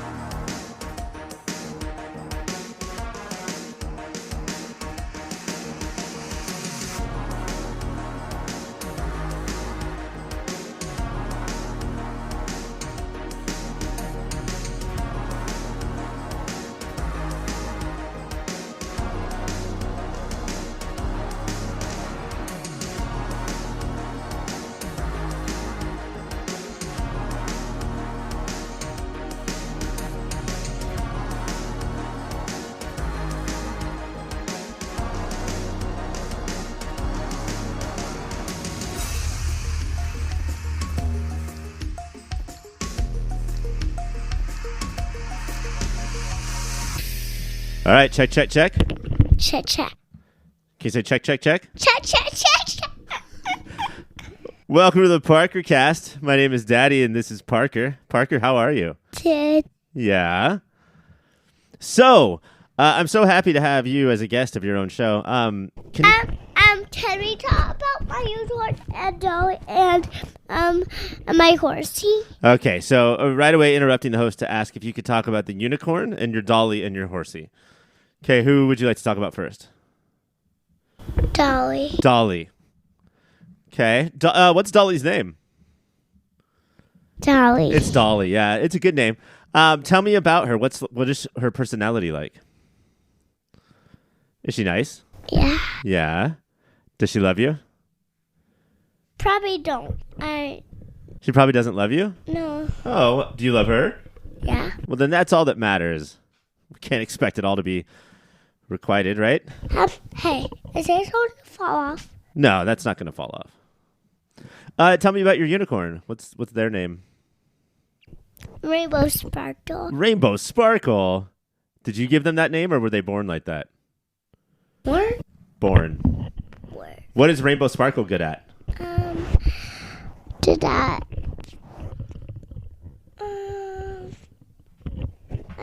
Dancing. Dancing. Okay. We just have a couple more minutes left. We have a letter sent in from Charlie Crown in North Dakota. And she asks, if you could be any animal, what would you be? Kitty. A kitty? Why would you be, even though Daddy's allergic? No. Oh, what would you want to be? A dog. A dog. Okay, what would your dog name be? I want a Fania. A Wanafania? Yeah. Okay, a Wanafania. And what color fur would you have? Red. Red. Red dog. Like Clifford? What is it? Like Clifford? Clifford? Clifford. Clifford? Clifford. Clifford? Clifford. I need my headphones. You have headphones on, yeah. Okay, and then one last question. What is the hot new food this week? What's your favorite snack item right now? What's your favorite snack? Cheetos. Cheetos? What kind of Cheetos? Crunchy or puffy? Fluffy. Fluffy? Yeah. We haven't taught my horsey. We haven't talked about the horsey. Okay, what's your horsey's name? Oatmeal. What is it? Oatmeal. Oatmeal. It's oatmeal. Okay. I think it's Captain Oats, but your mommy thinks it's oatmeal. And tell me about oatmeal. What color is he? Brown. Brown. That's it. Okay. Thank you so much for tuning in to another amazing episode of the Parker Cast. Do you have anything else to say? Yeah. What? Tell our audience one last thing. My mommy is here right now. Your mommy is here right now? Yeah. Oh, do you love your mommy? Yeah. Yeah. What's her name? Is it Stephanie? Yeah. Is it your mommy? Yeah. Okay. Say bye to everybody. Bye, everybody. Bye. Tune in next week for the Parker Cast.